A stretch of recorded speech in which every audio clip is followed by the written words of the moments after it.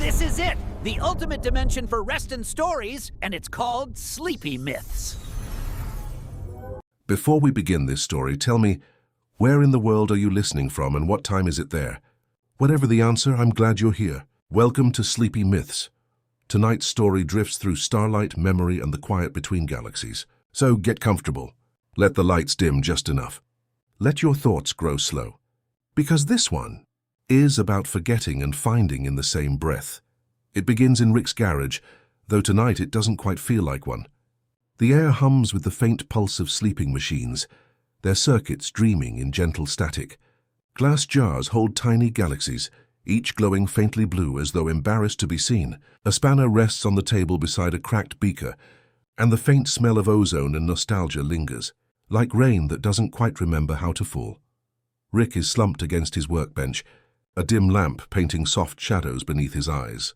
His usual sharpness has melted into something quieter, a silence that isn't empty but full, like the pause between thoughts. For once his portal gun lies untouched, dust gathering where curiosity used to live. And above the garage roof, the stars wait, but tonight they don't seem to remember him. They hang there, motionless like witnesses who've forgotten the story. No shimmer, no wink, no cosmic pulse calling his name. Just stillness. The kind that makes even a genius feel small. Rick blinks, squinting at the endless black beyond the glass panel of the roof. Something feels wrong, not scientifically but personally. As though the universe itself took one soft collective breath and exhaled his name into silence. He lifts a trembling hand to his forehead, muttering, "Guess that's it, huh? You burn bright enough, long enough, and the stars forget to send you mail." A soft creak interrupts him, the door from the house. Morty stands there in the threshold, bathed in the soft orange of a nightlight shaped like a planet. It glows faintly against his chest as he hugs it, blinking sleep from his eyes. "Rick?" Morty's voice is small, quiet enough not to disturb the air. You okay?" Rick exhales, a sound like the tired sigh of an old universe. He doesn't answer right away. Instead, he gestures weakly to the roof window. "They're gone," he murmurs. "Not the stars, the part of them that used to see me." Morty steps inside, barefoot on the cold floor. The hum of the garage softens, as if the machines recognize something sacred about quiet moments between family. He sets the nightlight down beside Rick's elbow. The glow flickers gently, casting small circles of amber on the wall. "You mean they forgot you?" Morty asks, not mocking, just curious. Rick gives a small, broken laugh. "Yeah, kid. Guess I've been too loud for too long." Universe finally hit mute. The boy frowns, then glances up at the stars as though they might be listening after all. "Maybe they're just sleeping, Rick, like everyone needs to rest sometimes." Rick opens his mouth to correct him, to say something clever about cosmic inertia, starlight delay, thermodynamic entropy. But the words drift away before they can form. Instead, he stares at Morty, realizing how long it's been since anyone told him to rest. Morty sits down cross-legged beside him, the nightlight between them. It hums a faint tune, soft and nearly musical, like an electronic lullaby.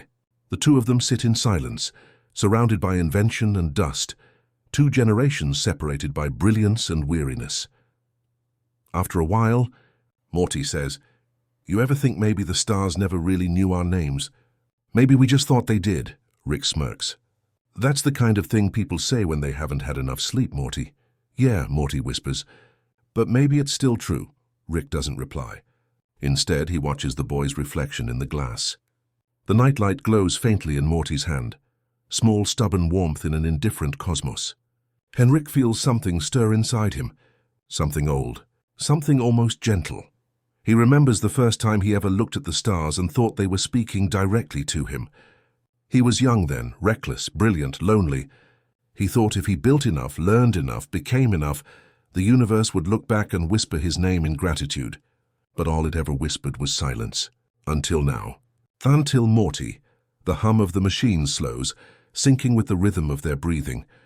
The universe, it seems, has begun to match their pace, quieter, softer, slower.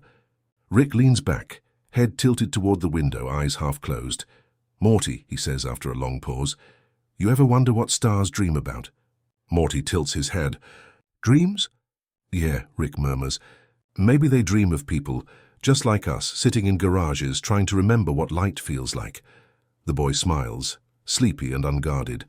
Maybe they dream of sandwiches. Rick chuckles, surprised by the softness of the sound. Yeah, maybe they do. The light flickers once, then steadies, a tiny heartbeat between them. The stars above remain silent, but somehow the silence feels less cold now, more like a lullaby humming in frequencies only tired hearts can hear. Morty rests his head on his knees. You think they'll remember you tomorrow, Rick? Rick looks at him, really looks at him. The kid's growing older, softer, more thoughtful. And maybe that's the answer right there. Maybe the stars don't need to remember him. Maybe it's enough that Morty does.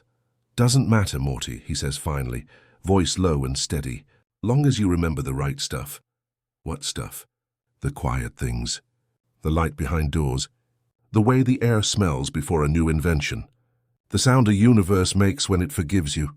Morty's eyes close. He drifts into half sleep, mumbling something about sandwiches again. The nightlight hums on, patient and tender. Rick turns his gaze upward once more. For a fleeting moment, maybe just a trick of reflection, one of the stars winks softly like an old friend nodding from afar. He smiles, small and honest. Guess I'll take that as a maybe. The machines sigh. The lamp hums low. And for the first time in a very long time, Rick doesn't feel the need to fix anything. Outside, the universe stretches wide and slow, rocking gently in the cradle of infinity. Somewhere far away, light forgets its name and finds peace in silence. Somewhere closer, an old scientist leans back, closes his eyes, and lets the dark feel like home. And as the last ripple of thought fades, the narrator's voice lowers into a whisper. Sometimes, forgetting is just another way of being remembered. The night after the stars forgot Rick's name, the Smith house slept deeper than usual. Even the houseplants seemed to breathe slower, leaves drooping in gentle sync with the rhythm of dreams. Somewhere in the distance, a train passed through dimensions, the faint hum of its cosmic whistle brushing the edge of reality before fading into the soft static of midnight. But Morty wasn't fully asleep. He was drifting, that weightless place between waking and dreaming, where thoughts untangle and reform as something stranger, yet somehow more true. In this place, Morty found himself floating through his room, surrounded by tiny crumbs of starlight. They shimmered faintly in the dark like dust motes illuminated by moonlight through a curtain. "Rick," he whispered, though the word didn't make a sound. It traveled through the air like a thought, invisible but echoing. Then he saw it. Hovering above his desk lamp, perfectly still, was a sandwich. Peanut butter, grape jelly, slightly squished, and glowing. It wasn't glowing like a cartoon light bulb or a radioactive isotope from Rick's experiments. It glowed softly, warmly, as if it remembered sunlight and was trying to share it with the room. Morty blinked, rubbed his eyes and blinked again. The sandwich remained, suspended, waiting. Okay, Morty mumbled to himself, dream logic taking over. Either I'm dreaming, or Rick invented the world's most peaceful food delivery system. He reached out, hand trembling slightly, but instead of touching it, the sandwich floated back like it had its own ideas about personal space. It drifted toward the window, then stopped, hovering in front of the moonlight, and then, impossibly, it spoke. Not in words exactly, Warren, but in a kind of soft vibration, like the hum of a fridge that knows your secrets. Morty didn't hear sentences. He felt meanings. A calm voice saying, "Follow," without sound. A pulse of warmth whispering, "Don't wake Rick." So he didn't. He just slipped quietly from his bed, padded barefoot to the window, and climbed out into the night. The air was colder than he expected, the kind that smells like old rain and forgotten promises. The sky stretched huge above him, stars dim, lazy, as if they too were half asleep. The sandwich floated a few feet ahead, leading him across the yard, its glow reflecting faintly in the puddles from yesterday's storm. He followed it past the fence, through the sleepy hum of suburbia, and into the woods behind the house, that small patch of trees that seemed ordinary in the day, but turned mysterious under the moon. Every branch whispered like an old story. Every leaf seemed to breathe.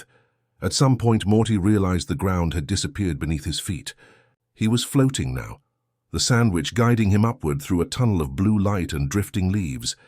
Gravity had politely excused itself for the evening. The air shimmered with faint static. The familiar signature of Rick's technology, but gentler, calmer, like a lullaby made from circuits. "Rick?"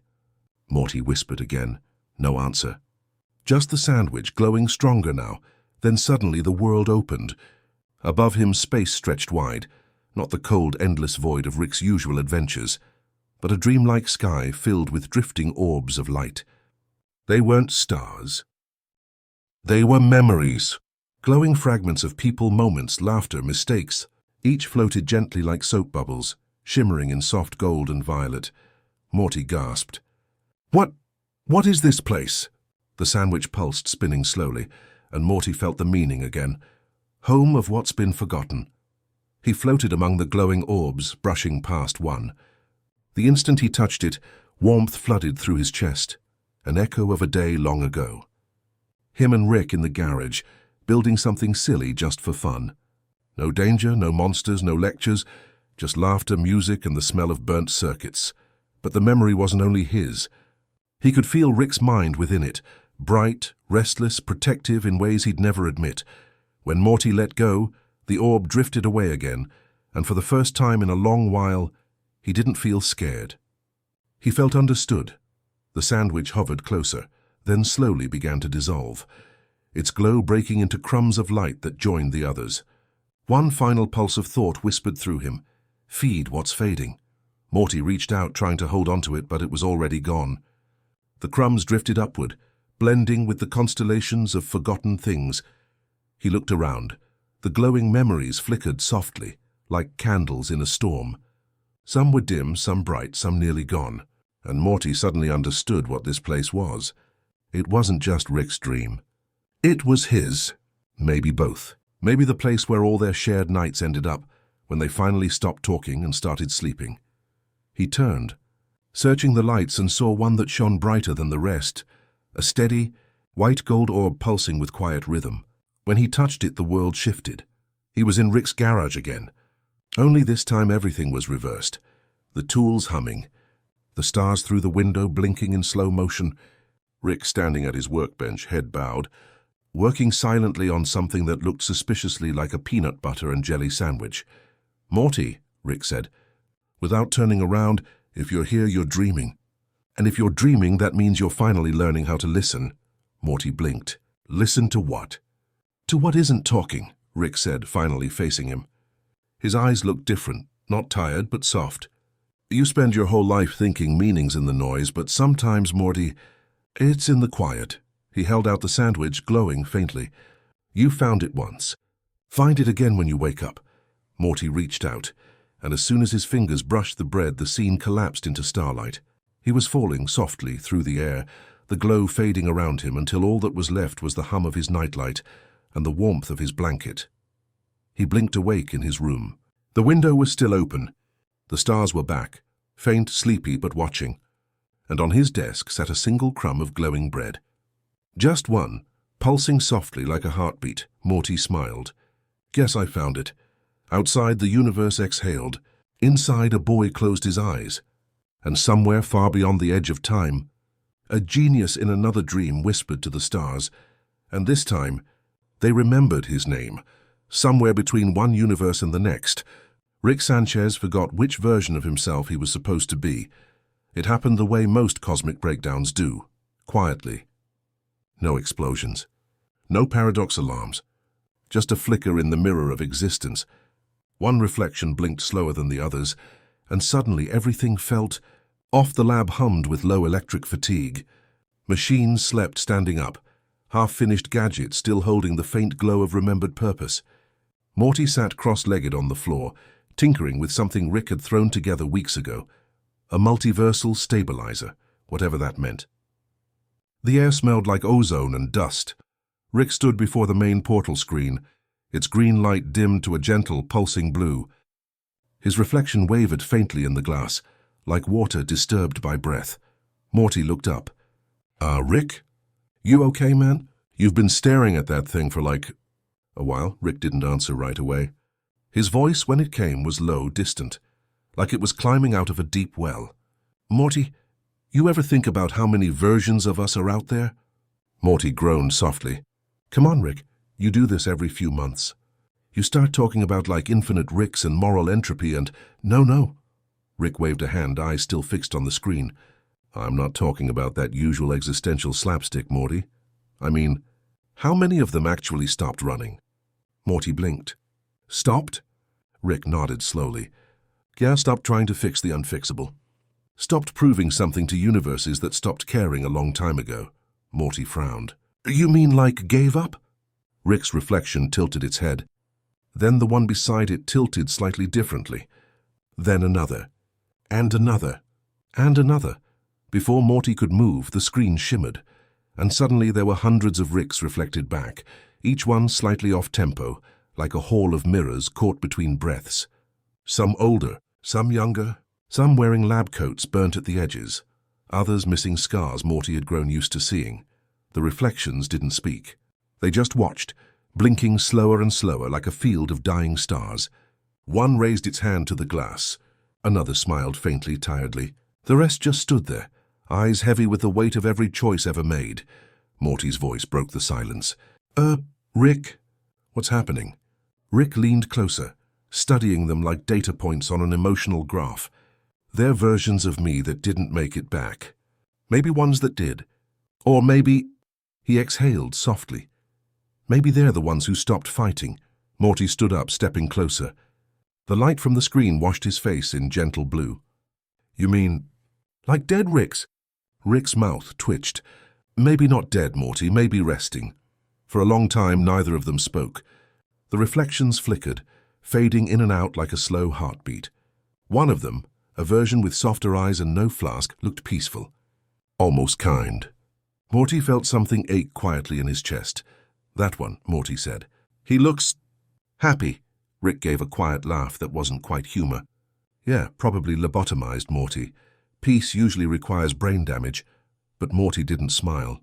He just stared at the calm reflection, the one that looked like Rick but lighter, like he'd finally put something down. Rick reached out to the glass, fingertips brushing the cold surface. Maybe he's the version that figured it out, he murmured. The one who stopped trying to win at everything. Morty tilted his head. You could be that one, Rick. Rick smirked faintly. What, trade genius for naps? Morty shrugged. You could try a nap first and figure the rest out later. Something in Rick's chest loosened. Not quite laughter, not quite sigh. Just an unspoken understanding that maybe Morty wasn't wrong. The portal screen flickered again, and the reflections began to move. Slowly, rhythmically, like breathing in unison. Then, one by one, they started to fade. All except the peaceful one. He lingered, meeting Rick's eyes. Then, with deliberate slowness, he closed his eyes. Rick froze. The lab felt suddenly heavier, not with fear but with gravity, as if time itself had taken a seat beside him. The other reflections vanished completely. Only darkness and blue light remained. Morty whispered, "What's he doing?" Rick's throat tightened. His voice came out quiet, almost reverent. "He's resting." The peaceful reflection exhaled once more, and then softly dissolved into the screen like mist. The light dimmed, leaving only the faint hum of the stabilizer and the sound of Morty's breathing. Rick turned away, rubbing his eyes with the heel of his hand. Damn mirrors. Always showing you things you didn't ask for. Morty stepped closer. Rick, what if that's what you're supposed to be learning? Rick snorted. What, enlightenment? Morty, I've seen enlightenment. It's just the same stupidity with better lighting. Morty didn't answer. He just walked to the workbench, picked up a small screwdriver and set it gently on the counter. A quiet gesture like an anchor in the storm. Maybe, he said softly, it's not about fixing. Maybe it's just about noticing. Rick glanced at him, really looked at him. The kid was right, again. He leaned back against the console, letting the silence settle. The hum of the machines turned rhythmic like breathing. The blue light flickered slower, softer, matching the pulse of calm spreading through the room. Noticing, huh? Rick muttered. Guess that's a start. Morty smiled faintly. You're doing it right now. Rick opened his mouth to reply, but stopped. He realized he didn't need to. For a long, still moment, the two of them stood in the quiet. No jokes, no portals. Just the low vibration of 1,000 untaken paths, humming faintly in the background. Rick exhaled long and deep, like he was emptying galaxies from his lungs. And in that breath, for just a second, the reflection of the peaceful Rick flickered back into view. Not in the glass this time. In Rick's own tired eyes, somewhere in the silence between universes, two versions of the same man finally agreed to rest, even if only for a night. There are places even Rick Sanchez doesn't like to visit. The Citadel is one of them, a monument of mirrors, built from the idea that no man should ever have to face himself alone. Tonight, though, the Citadel feels different, quieter. The corridors hum softly, like an enormous machine trying to remember its purpose. Blue light spills across the metal floors, flickering like heartbeat pulses. Every door looks the same. Silver frames, rectangular panels, sealed histories. Morty walks slightly behind Rick, his hands stuffed into his jacket pockets. He doesn't ask why they came back. He doesn't need to. Rick's shoulders tell the story, heavy, slumped, carrying a kind of silence that doesn't come from space but from inside the bones. At last, Rick stops. He stares at a wall that looks like every other wall. Morty tilts his head. "This it?" Rick nods once. "Yeah, the last one." Morty frowns. "Last what?" Rick's eyes narrow. "Last door I didn't open." He takes a breath that sounds more like a sigh than courage. The air hums low and electric. The walls seem to breathe. There's something about this place. Not dangerous, but deeply aware. Like the Citadel is watching them. Remembering the man who built it, the men who ruined it, and the one who came back because he couldn't sleep. Rick reaches into his coat and pulls out a small device. Not a portal gun, not a weapon. It looks more like a key, made of light and faint humming memory. He presses it to the wall. A soft click. Then the sound of air shifting like an old door exhaling. The panel slides open, revealing a long corridor drenched in blue light. No footsteps echo here. No sound follows. Just the steady rhythm of Rick's breathing and the quiet curiosity of Morty trailing behind. As they walk, Morty notices the doors along the sides, hundreds of them slightly ajar. Each one opens onto a small room. Inside every room is a different Rick. One sits at a desk, painting stars on the ceiling. Another naps beside an old machine, head resting on folded arms. One hums to himself, stirring coffee that never cools. Each version looks softer, slower, almost content. Morty whispers, "What is this place?" Rick doesn't turn around. "It's what happens when you stop running, Morty." They keep walking. The corridor seems endless, stretching through time itself. The walls pulse faintly, not mechanical anymore, but organic, alive in some quiet way. The hum deepens, becoming almost musical. Morty peers through another doorway and sees a Rick sitting with a small child. Not a clone, not a memory. Just a little girl, laughing softly as he teaches her to build a toy spaceship out of old scrap metal. There's tenderness in the scene.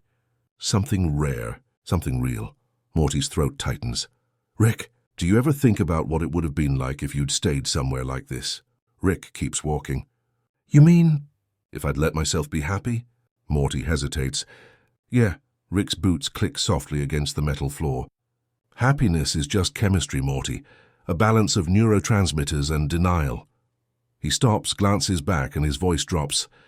"But, yeah, sometimes I think about it." They reach the end of the hall. One door remains, the largest of them all. It's marked only by a faint engraving. Rest. Rick stares at it, silent. The hum around them slows, deepens, like the Citadel itself is holding its breath. Morty whispers, "You gonna open it?" Rick doesn't move. His hand hovers near the frame, trembling just slightly. Every version of me that came this far, they stopped here. None of them went in. Why? Rick looks at Morty, eyes heavy but calm. "Because this door isn't for escaping, Morty.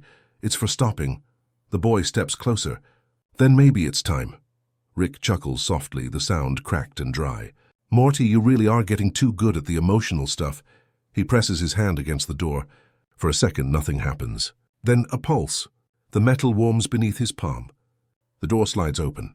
Inside, there's no light, no machinery, no throne of genius waiting to crown him the smartest man in infinity. Just a small, quiet room. A bed, a single lamp, a half-finished bottle of something that looks like time itself melted down. And on the bed, another Rick, eyes closed, breathing softly. Morty gasps. "Is that—" Rick nods slowly. Yeah, guess this version made it all the way. He steps closer. The sleeping Rick looks peaceful, face relaxed, no lines of regret or exhaustion. His hand rests on his chest like someone who trusted the universe enough to close his eyes. Morty whispers, "He looks happy." Rick sits down on the edge of the bed, studying the stillness. "Yeah, guess he found whatever I've been looking for." The sleeping Rick exhales long and slow. The air in the room moves with him, whilst a rhythm of peace. For once, Rick doesn't analyze it. He just sits there, breathing along. Morty leans against the doorframe, eyes soft. "Maybe you don't have to find it, Rick. Maybe it's just something you let happen." Rick looks up at him, and for the first time, he doesn't argue. He nods. "Yeah, Morty, maybe." They sit in silence, two travelers in a room meant for rest, listening to the faint hum of peace radiating from a version of themselves that finally stopped trying.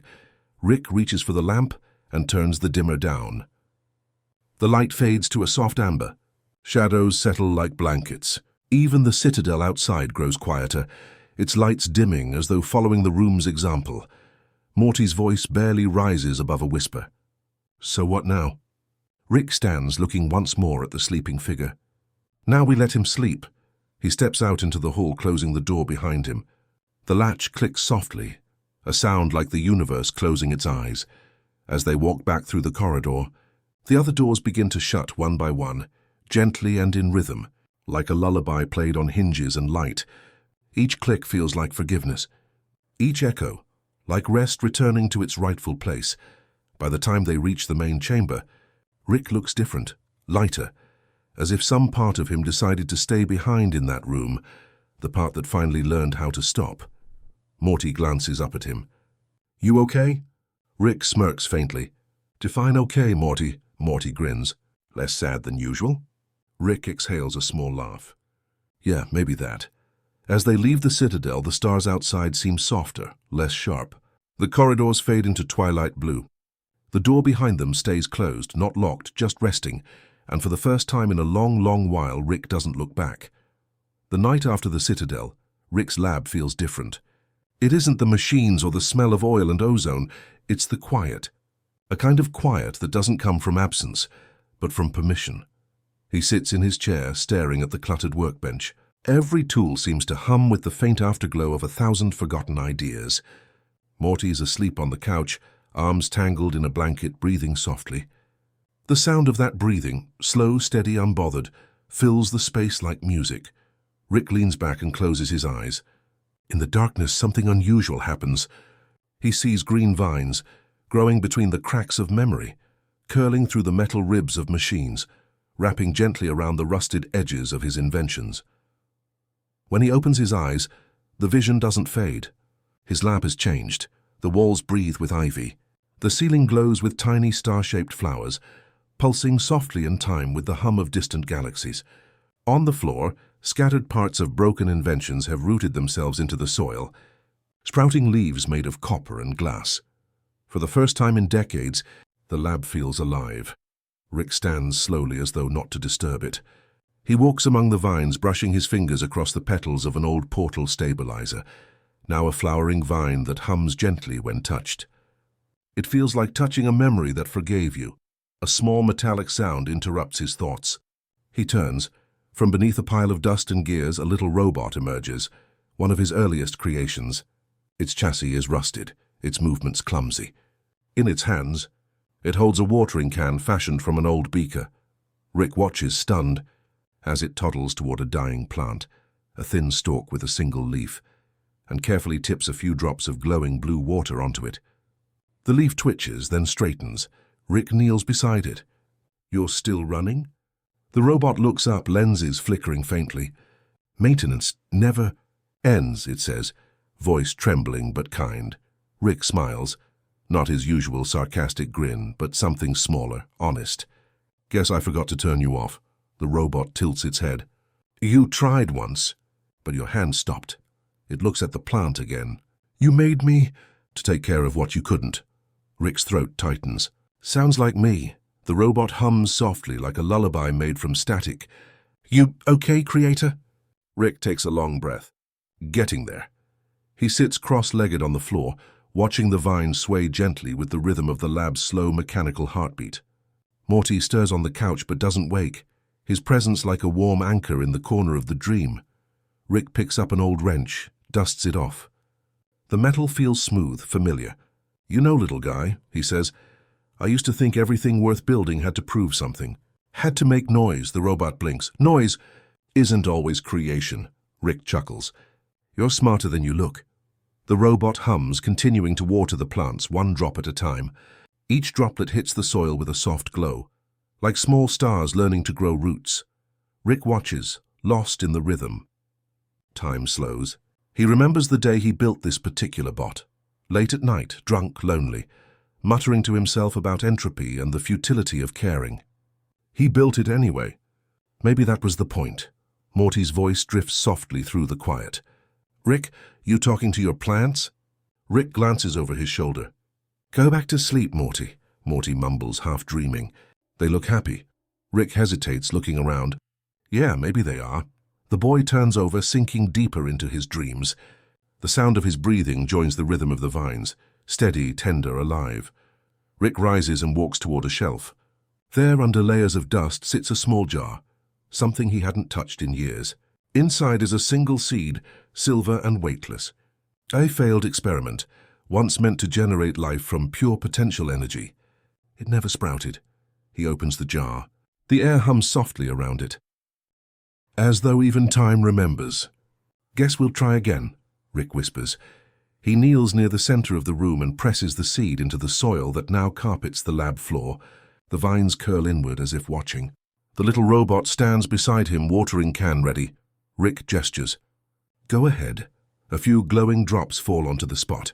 For a moment, nothing. Then, a pulse. Light blooms outward like breath. A small sprout rises, its leaves glimmering like translucent glass. Rick and the robot both watch in silence. The plant unfurls slowly, growing taller until it reaches the height of the workbench. Its stem bends, forming the outline of something vaguely familiar, a shape like a human heart, made of living circuitry. The vines along the walls respond, shifting and humming in gentle harmony. The lab feels like it's breathing again. Rick sits back, exhaling. So it just needed time." The robot tilts its head. "Everything." "Does?" Rick looks down, a faint smirk tugging at his mouth. "You really were one of my better mistakes." He stands and walks over to his console. The screens flicker to life, not with equations or coordinates, but with old blueprints of devices that never got finished.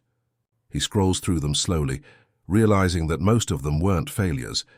They were pauses, moments he'd abandoned, not because they were broken, but because he was.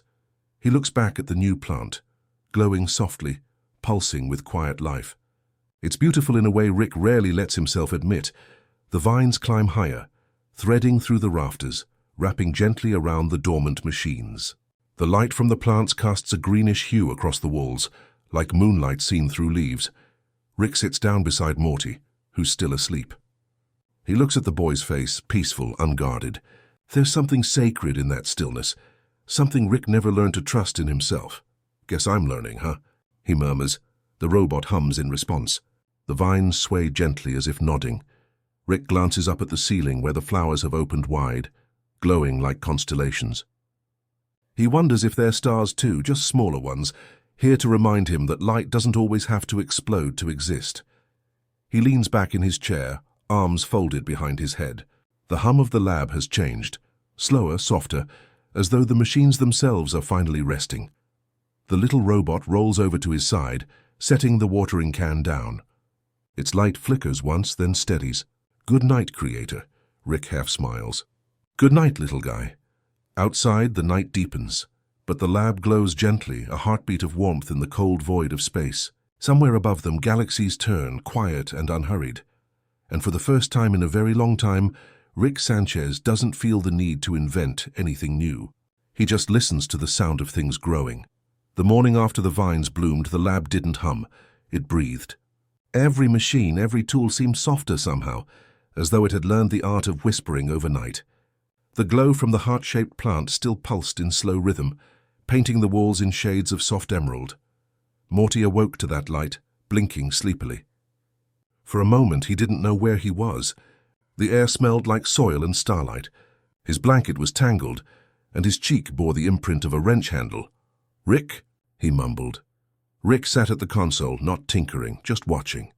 His face looked older in the pale green glow, but lighter too, like he'd finally stopped running from something invisible. "Mornin', Morty," he said quietly. Morty rubbed his eyes. "Why's there grass on your floor?" Rick shrugged. "Guess the lab decided to evolve."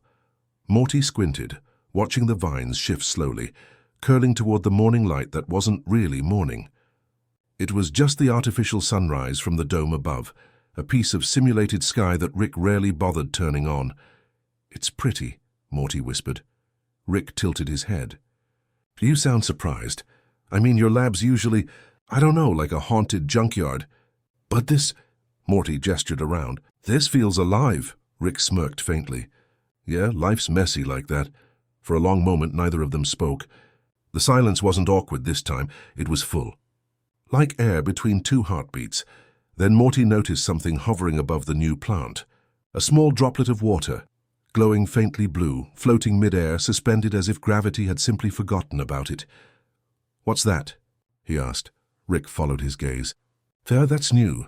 He stood and walked over, hands in his coat pockets. "Looks like the plant's affecting local physics." Morty frowned. "Affecting physics?" Rick grinned. "Yeah, kid. Messing with the rules. Gravity, mass, maybe even time, bending 'em a little." Morty stepped closer. The droplet drifted toward him, light as a bubble. When it touched his finger, it didn't burst. It wrapped around him, spreading softly like silk. Morty gasped. "Rick, it feels weightless." Rick finished. "Good, don't fight it." Morty's shoes lifted off the ground. He rose slowly, gently, like a thought that had finally stopped worrying. The air shimmered faintly around him, a pool of invisible light holding him up. "Whoa." Morty laughed nervously, spinning slightly. "Rick, I'm flying." Rick crossed his arms. "Now you're floating. Flying takes effort." Morty drifted a few feet higher, tilting backward until he was staring up at the ceiling, the false sky now painted with the pale blush of a fake dawn. The vines swayed below, reaching toward him like curious friends. "I can't feel my body," Morty murmured. "That's kind of the point," Rick replied. "It's a mind trick." The plant's field messes with sensory grounding. You stop feeling weight, stop feeling time. All that's left is stillness. Morty laughed again, softer now. "It's weirdly nice," Rick chuckled. "Don't get used to it. Stillness freaks most people out." "Not me," Morty whispered, eyes half closed. "It feels like being between breaths." Rick watched him, his grandson drifting like a leaf caught in a soft current, and something in his chest shifted. For years he'd taught Morty how to run from things. Danger, guilt, universes collapsing under their own equations. But here, for the first time, he was teaching him how to stop. Morty floated silently for a long while. The air around him pulsed gently with color, blues, greens, soft silver light tracing the outlines of his hands. His face was calm. His mind for once wasn't full of panic or noise. "Rick," he said suddenly, "do you ever think we move too fast?" Rick arched an eyebrow. "You mean through time or through life?" "Both," Rick sighed, leaning back against the workbench. "Movement's easy, Morty. Stillness takes work. Trust me, most people mistake exhaustion for motion." Morty blinked, trying to understand. "So you're saying stopping is harder than running?" "Way harder." Rick looked at the glowing vines. "That's why no one does it." Morty's body began to drift downward slowly. The droplet's glow dimmed as it merged back into the air. When his feet touched the ground, it was almost disappointing. He looked up at Rick. "Can I try again?" Rick smirked. "Sure, if you can find the field again." "It moves." Morty focused, stepping toward the center of the lab. The light shimmered again, faint ripples spreading through the air. He took a deep breath and jumped, and for a moment he hung there between worlds, caught in invisible suspension. Rick watched silently, arms folded. "Huh, not bad, kid. You're getting the hang of existing." Morty laughed mid-air. "Is that a compliment?" "Don't push it." They both laughed, the kind of laughter that doesn't echo because it doesn't need to. The little robot from the night before rolled over, humming softly. It carried the empty watering can like a trophy. "Subject appears." "Lighter," it said. Rick grinned. "Observation correct." The robot blinked. Emotional or gravitational? Rick considered. Maybe both. Morty floated higher this time, eyes closed, arms spread. His breathing synced with the pulse of the glowing vines. For the first time in forever, he wasn't trying to control anything, but not the fall, not the fear, just floating. Rick looked down at his hands, scarred, calloused, stained with years of creation and destruction. He whispered under his breath, "Guess he's learning what I never did." Morty hovered quietly above the glowing plant, bathed in soft silver light. In that moment, he looked timeless, a small figure suspended in the slow heartbeat of infinity. Rick glanced at the monitors. They flickered with faint readings, gravitational anomalies, quantum drift, unclassifiable data, but he didn't analyze it. For once, the science wasn't the point. He sat back in his chair, watching Morty drift like a dream just barely tethered to reality. The lab lights dimmed to twilight. The vines shimmered, the flowers closed, and the heartbeat of the plant slowed, sinking to the rhythm of Morty's calm breathing. Minutes, or maybe hours passed. When Morty finally descended again, his feet touched the soft moss covering the lab floor. His eyes opened slowly, pupils dilated, face glowing with quiet wonder. "Rick," he whispered, "I think I saw everything." But it wasn't things. It was just feeling. Rick nodded. "Welcome to the part of science they don't write down." Morty blinked. "What part's that?" "The part where you remember you're alive." Morty smiled, a small, sleepy, knowing smile. He sat down on the floor, cross-legged, looking up at the glowing vines. "Can we stay like this for a while?" Rick hesitated. Then softly, "Yeah, Morty, we can." The two of them sat in silence, surrounded by the pulse of living light. Outside, the fake dawn brightened, washing the lab in pale gold. But it didn't feel fake anymore. It felt earned. Rick leaned back against a pile of moss-covered tools, half smiling, half dreaming. Morty's head slowly tilted, resting on his shoulder. The vines rustled softly. The robot powered down with a peaceful hum. For once, nothing in the universe needed fixing. It began as a small experiment. Just another flicker on Rick's console, a blinking coordinate left over from an older, forgotten portal. He didn't remember setting it, and that was unusual. Rick remembered everything, even the things he wished he didn't. But that morning, while Morty still slept on the couch beneath the hanging vines, Rick found himself staring at those strange coordinates. They pulsed on the screen in perfect rhythm with his heartbeat, a gentle blue, a soft pulse, almost like something calling him home.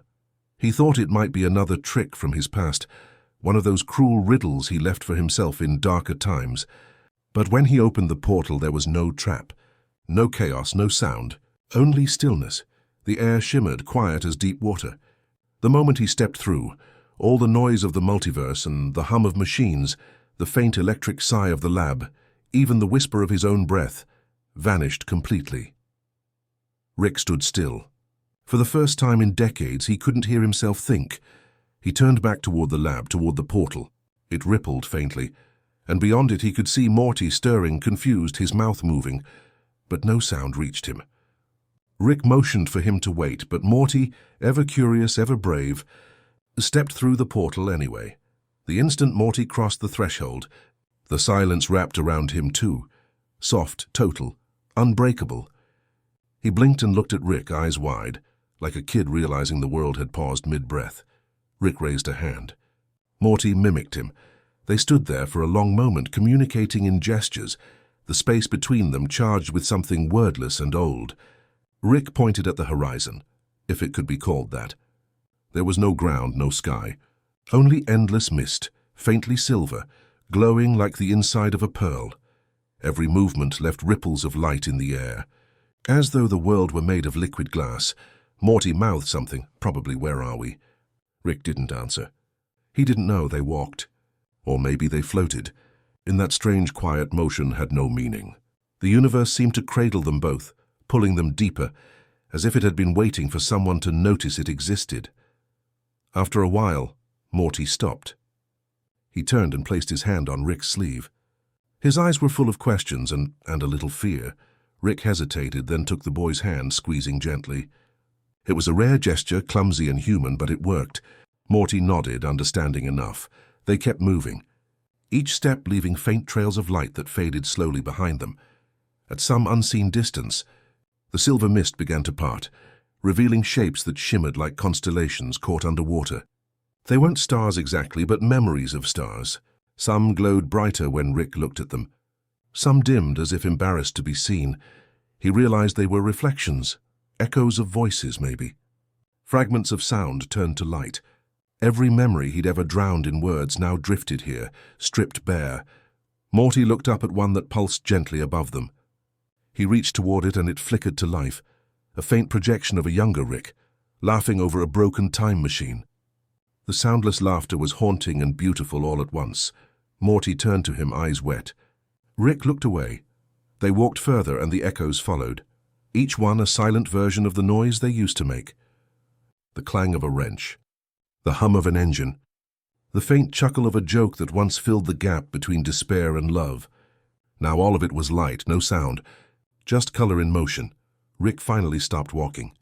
He knelt down and placed his hand against the glass-like ground. It shimmered under his touch, rippling outward in gentle rings. He could feel Morty watching him, waiting for something, an explanation maybe, or comfort. Instead, Rick wrote a few words in the glowing dust. "Don't be afraid of quiet." Morty read them slowly, then nodded. He knelt beside him, tracing his own letters just below. "I'm not." "Are you?" Rick stared at the words, then at the boy. He wanted to say something, anything, but in this universe thoughts had weight. They didn't spill easily. So instead he reached out and touched Morty's shoulder.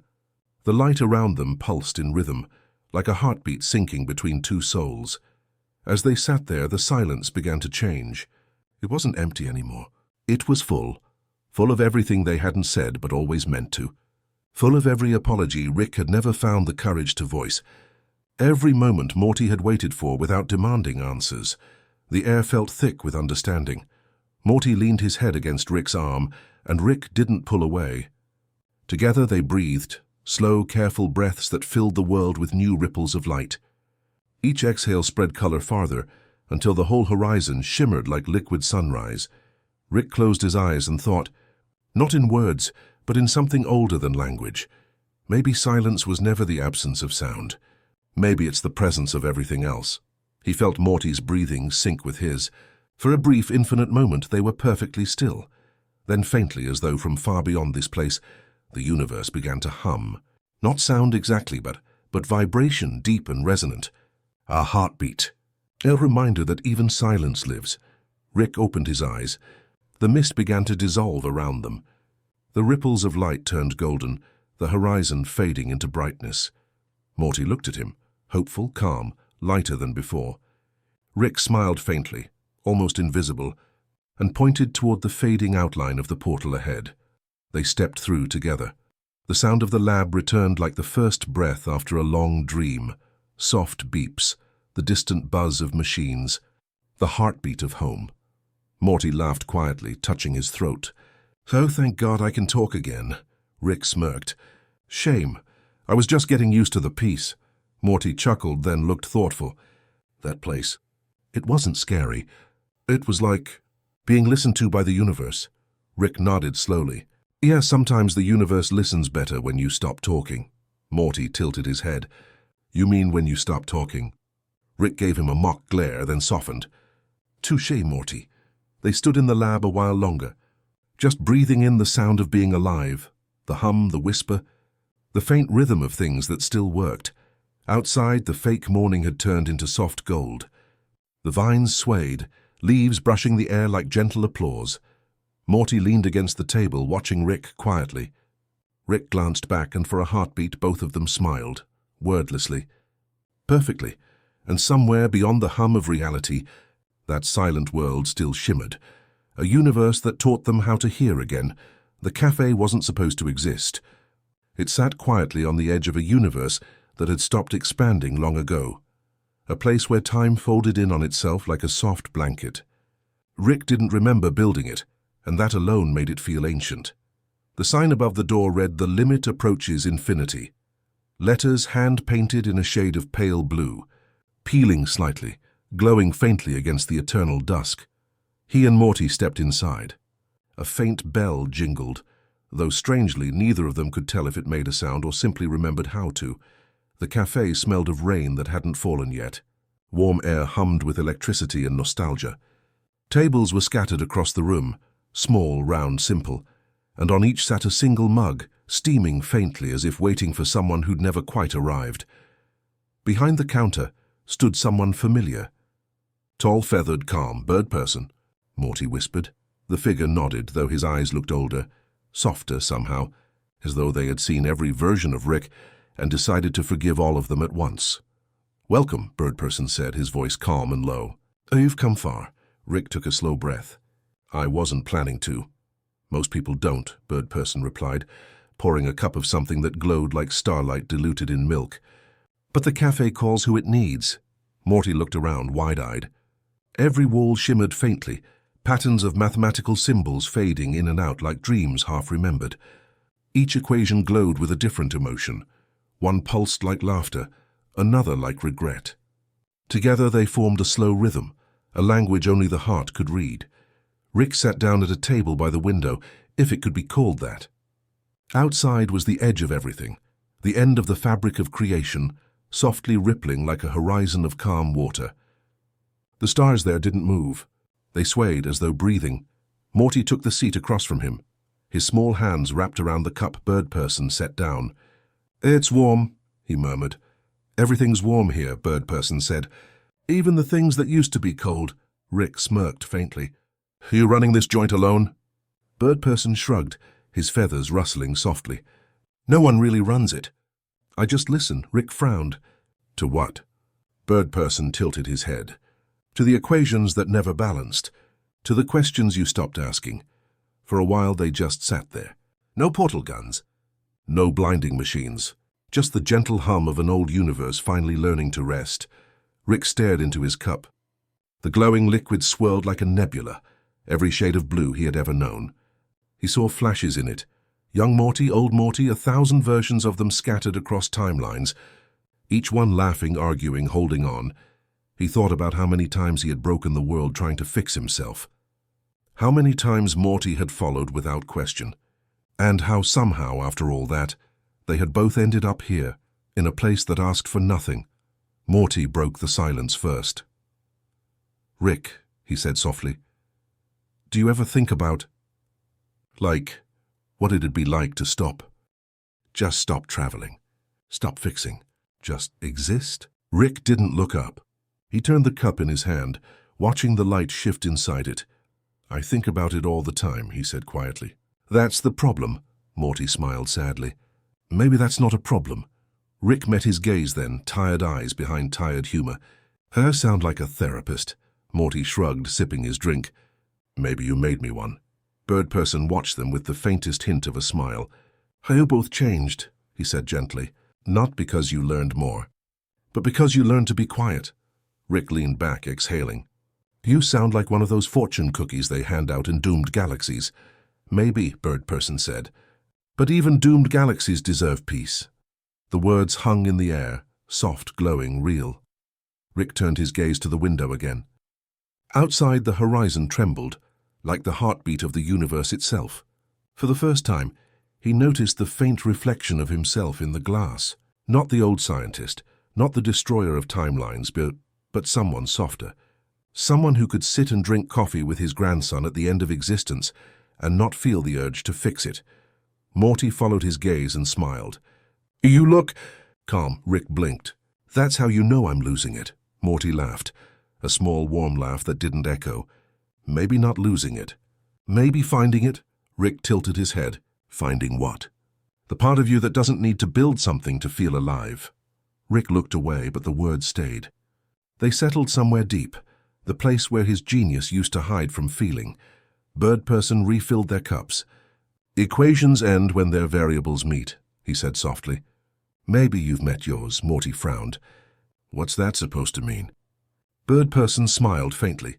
"It means the universe doesn't need to balance. It just needs to breathe," Rick smirked. "That's a poetic way of saying nothing matters." Bird person shook his head. "No, it's a gentle way of saying everything does." The silence after that was different. Not awkward, not empty, just full. Full of unspoken things, full of warmth, full of everything that hadn't been said between them for years. Rick lifted his cup. To breathing, then. Morty raised his. To everything that still matters. Their mugs touched with a faint glow. No sound, just light. Outside, the horizon brightened. A single star blinked awake, hesitant, shy, like it had forgotten how to shine. Birdperson watched it and said, "Even endings learn to begin again." Morty leaned against the window, eyelids drooping. "I could stay here forever," he whispered. Rick smiled faintly, his voice barely audible. "That's kind of the point, kid." As Morty drifted towards sleep, Rick sat quietly, watching the edge of all equations dissolve into peace. For once, he didn't analyze the patterns or reach for his tools. He just listened to the quiet rhythm of breath, his, Morty's, the universe's, all sinking in slow, perfect time. When Birdperson dimmed the lights, Rick whispered without thinking, "Guess we finally found somewhere the math stops working." Birdperson's voice was a soft echo from behind the counter. "No, Rick, you just stopped needing it to." Rick smiled, slow and tired and full of something like peace. Outside, the stars breathed again. The next morning, though morning was only an idea here, the light in the cafe shifted from deep violet to pale gold. Air didn't rise or fall, it simply changed its mind.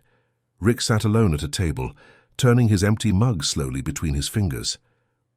Morty was still asleep on the couch by the window, his head resting against a pillow that shimmered faintly, as though it remembered every dream it had ever held. Birdperson moved quietly behind the counter, refilling cups that no one had ordered. The place breathed in soft rhythm, like the cafe itself had learned to exhale. Rick's eyes were sharp again, but calm. He hadn't built anything all night. No portal, no equation, no clever escape route. And that, strangely, was starting to feel like freedom. Still, something inside him twitched. That old engine of control, the scientist's ache to measure, prove, dissect.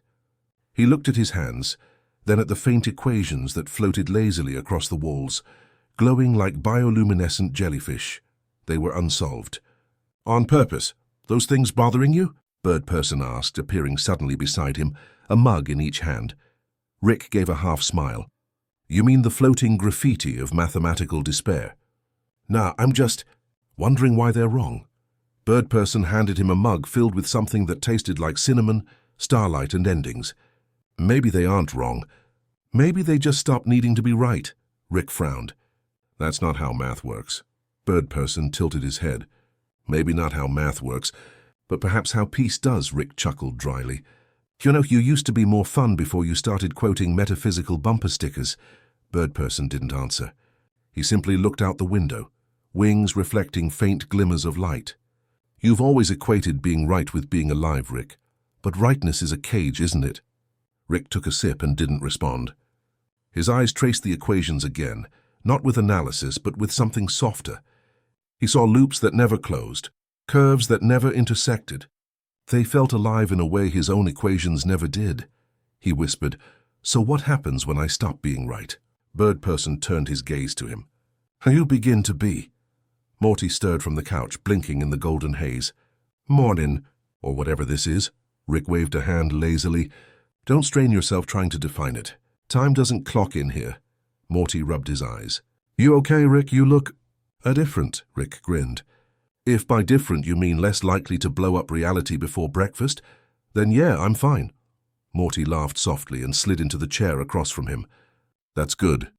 You know, for once it doesn't feel like we have to do anything." Rick nodded slowly. "That's exactly what terrifies me." Morty looked confused. "Why?" Rick leaned forward, his eyes distant. "Because for me, doing nothing means facing everything. Every choice, every screw-up, every version of me that thought intelligence could replace guilt." The room fell quiet. Even the equations on the walls dimmed, as though listening. Birdperson spoke quietly. "You can't outthink regret, Rick."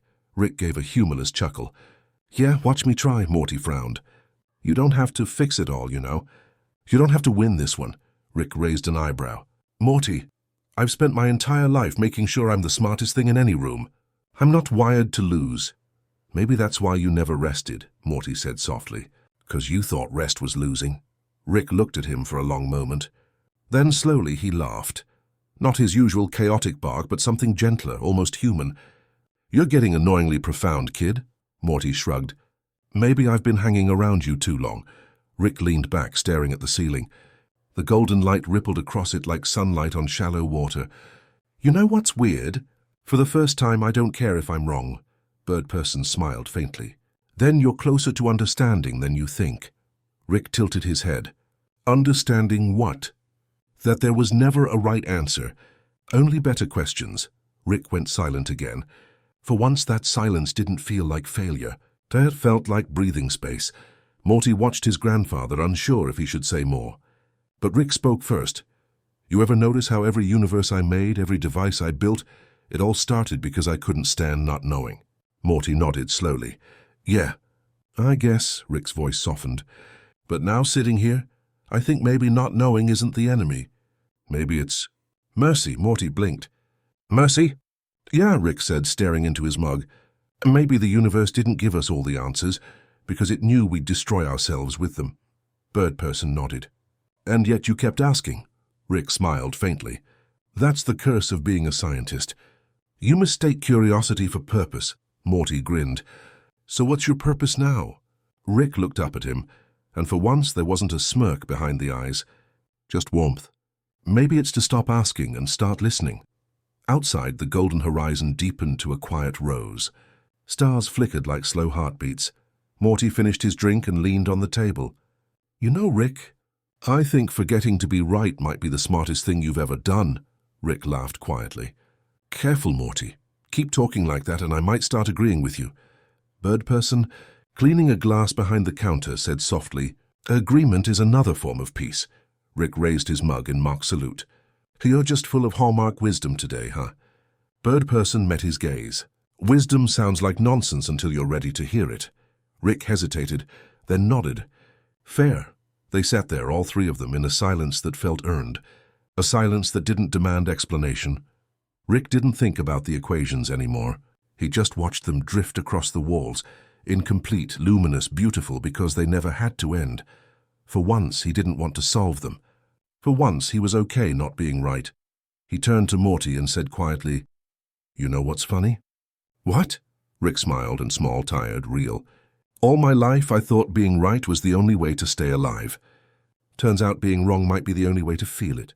Morty smiled back. And for a moment, the cafe was nothing but warmth and golden silence. Outside, the stars began to rearrange themselves, not into constellations, but into questions. And for the first time, Rick didn't need to answer them. The night came quietly, the way it always does when no one's expecting it. The cafe faded into the distance like a thought half-remembered, and Rick and Morty drifted through the starfield in their ship, slower now, as though the engines were breathing in rhythm with their hearts. Morty sat by the window, staring into the soft, liquid dark. The stars shimmered like slow-moving embers, each one pulsing faintly, alive in its own quiet way. The hum of the ship was low and even, like the sound of someone sleeping deeply nearby. Rick was at the console, head resting against his palm. His eyes were open but softer than usual, unfocused, unfighting. The usual bottles were gone. The tools, the gadgets, the chaos element all silent, tucked away. Even the portal gun sat on the table like an artifact from a different life. Hey, Rick? Morty's voice was small, but it didn't echo. It didn't need to. Rick grunted a little, not unkindly. Yeah, kid? Do you ever dream? Rick didn't answer right away. He looked out at the void, and for a second, Morty thought he might have fallen asleep sitting up. Then Rick said quietly, Not lately. Used to, maybe, but my dreams started feeling too much like equations, things I had to solve. Kinda kills the point. Morty nodded, watching the darkness. I think I'm dreaming right now. Rick glanced over, curious. Yeah, what makes you say that? Because the stars look like they're floating in water. Rick followed his gaze. And yes, the universe did seem to ripple. The starlight shimmered not like distant suns, but like reflections on a slow-moving ocean. The space between them shimmered with soft waves of blue and gold. The ship drifted lower, or maybe it only felt that way, until it hovered just above an endless surface made entirely of liquid light. It wasn't water, not exactly. It was memory, flowing, breathing, whispering. Morty pressed his hand against the glass. It's like the ocean's made of everything we've forgotten. Rick exhaled through his nose. Or everything we never understood. The ship's lights dimmed on their own, syncing with the rhythm of the glowing waves below. There was no sound, just the faint pulse of light, like the universe was breathing in sleep. Morty stood and walked closer to the console. "Can we land?" Rick smirked. "Land on what? That's not water, it's cosmic metaphor soup." But he reached for the controls anyway. The ship descended until the hull just touched the surface. It didn't splash, it simply became still. A faint hum surrounded them, harmonic like an old lullaby hummed through time. Morty leaned closer to the glass again. He could see images moving in the light, faint silhouettes and memories of things half real, half dreamed. There was a younger Rick, laughing. A Beth who wasn't broken. A Morty who didn't know fear yet. The ocean was showing them everything they had been, and everything they could have been too. Morty whispered, "It's beautiful." Rick's voice was low. "It's dangerous. Why?" "Because beauty makes you stop running." Morty smiled faintly. "Maybe that's not so bad." Rick looked at him, eyes softening. "Yeah, maybe it's not." For a long time they just sat there. The light of the ocean reflected across their faces, soft gold and blue, painting them with calm. Morty started to feel his body grow heavy, like the world itself was tucking him in. "Rick? Yeah, Morty? I think I'm tired." Rick gave a slow nod. "Then maybe it's time to sleep." Morty hesitated. "What if we don't wake up?" Rick smiled faintly, a real fragile smile. "Then we'll dream something better." Morty laid his head against the console, eyes fluttering shut.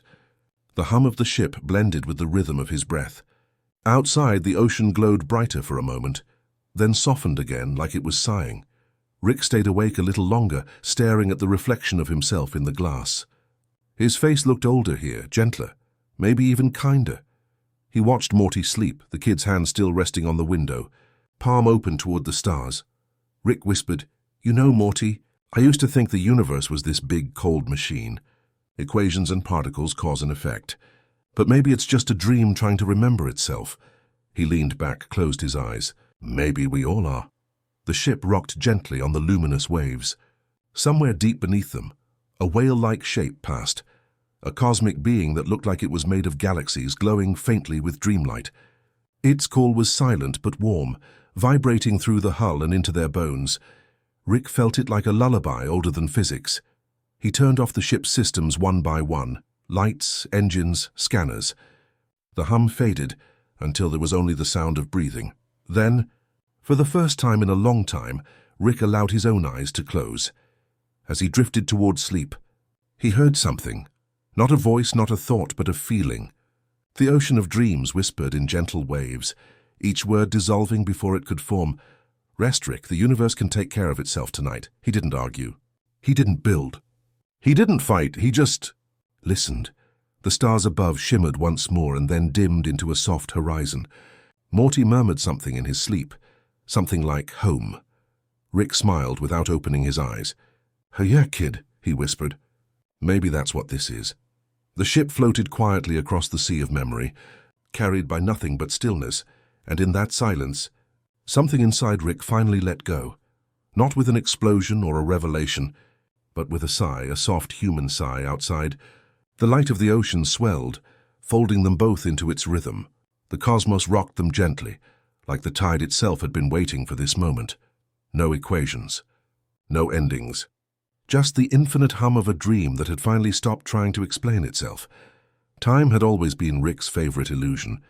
He liked to bend it, stretch it, mock it, to prove that even the universe's most sacred measurement could be rewritten. But lately, in the dim quiet of his ship, time no longer felt like something to conquer. It felt like something to listen to. The sea of stars from Morty's dream had begun to fade behind them, but its rhythm remained, a faint pulse that followed Rick everywhere, as if the cosmos itself was breathing alongside them. Morty was still asleep in the corner bunk, curled up beneath a blanket that shimmered faintly from the ship's nightlights. Every few moments his breath would deepen, and the ship would hum back, the engines syncing with his rhythm like a lullaby. Rick sat at his workstation, tools scattered across the desk. He wasn't building a weapon or a gateway. He wasn't even sure what this was yet. It was just something that wanted to exist, A handful of gears, some polished glass, a single glowing core, nothing fancy. No equations written on the walls. Just quiet construction. As the pieces came together, the shape began to form. Not quite a clock, not quite a living thing. A round, open design, with transparent sides that shimmered when touched. It had no numbers, no ticking sound, only a soft inner pulse. Rick leaned back and exhaled. The device pulsed once like a small heartbeat. He whispered, "Well, guess you're alive." From behind him, Morty stirred. What's that?" Rick turned slightly. "Just a thing I'm working on." Morty rubbed his eyes, sitting up slowly. His voice was still half asleep. "It's glowing," Rick shrugged. "Everything glows if you stare long enough." Morty slid off the bunk, padding barefoot toward the desk. The glow from the device reflected in his sleepy eyes. "Is it supposed to be a clock?" Rick nodded faintly. "Kind of, but it doesn't measure hours or minutes. It measures breathing." Morty blinked. "Breathing." "Yeah," Rick said, tapping the glass gently. "Every time someone exhales near it, it counts. Every inhale, it resets. No sound, no ticking, just rhythm. I thought maybe time doesn't need numbers." Morty tilted his head. "So, like, if we breathe slower, time slows down?" Rick gave a tired smile. "That's the idea." The two of them stood there for a moment, just watching the faint pulse inside the clock. The light flickered once every few seconds, steady, calm, like the world had forgotten how to hurry. "Can I try it?" Morty asked softly. Rick nodded. "Go ahead." Morty leaned close, inhaling slowly. The glow brightened. When he exhaled, it dimmed. Then it pulsed again, sinking, steady, warm. Rick watched quietly. "Now you," Morty said, turning to him. Rick sighed. "Kid, I don't do guided breathing exercises. I'm not some cosmic yoga instructor." Morty smiled faintly. "Come on, Grandpa." "Just one breath. For science." Rick rolled his eyes, but he leaned closer. Together, they inhaled. The light brightened, a deep oceanic glow that filled the room. Then they exhaled. The light dimmed again, perfectly in sync. Neither of them spoke. The ship around them seemed to pause. The hum of the engines softened. The faint creaks of metal faded. Even the stars outside seemed to slow. Rick glanced at the glowing core. Guess it works." Morty smiled. "Guess so."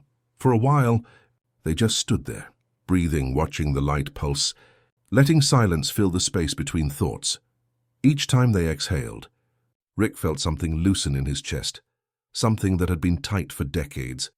It wasn't pain exactly, more like an ache he'd mistaken for purpose. He whispered, almost to himself, "You know, it's weird. For all the universes I've seen, all the time I've rewritten, I never really noticed how long a breath actually is." Morty looked up at him. "You mean how short it is?" Rick smirked. "No, kid, how long?" "It's longer than a second.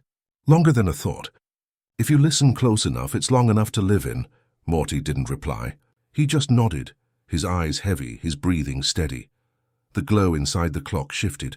It began to mirror their rhythm perfectly, rising and falling like a heartbeat between them. Rick reached out and adjusted a small dial on the side. The light softened to a deep twilight blue. "There, that's better." Morty sat back down on the bunk, still watching. "So what's it for?" Rick hesitated.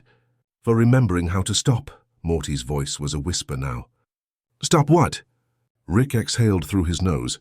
"Everything." The clock pulsed once more, brighter now, then faded to match their breaths again. Rick closed his eyes. There was no ticking, no movement, no sign of progress. Just stillness. A living stillness. He could feel Morty's breath beside him, the rise and fall, the slow rhythm that filled the cabin like a soft tide. The ship itself began to hum in harmony again, adapting to their pattern, its lights dimming until only the blue glow of the clock remained.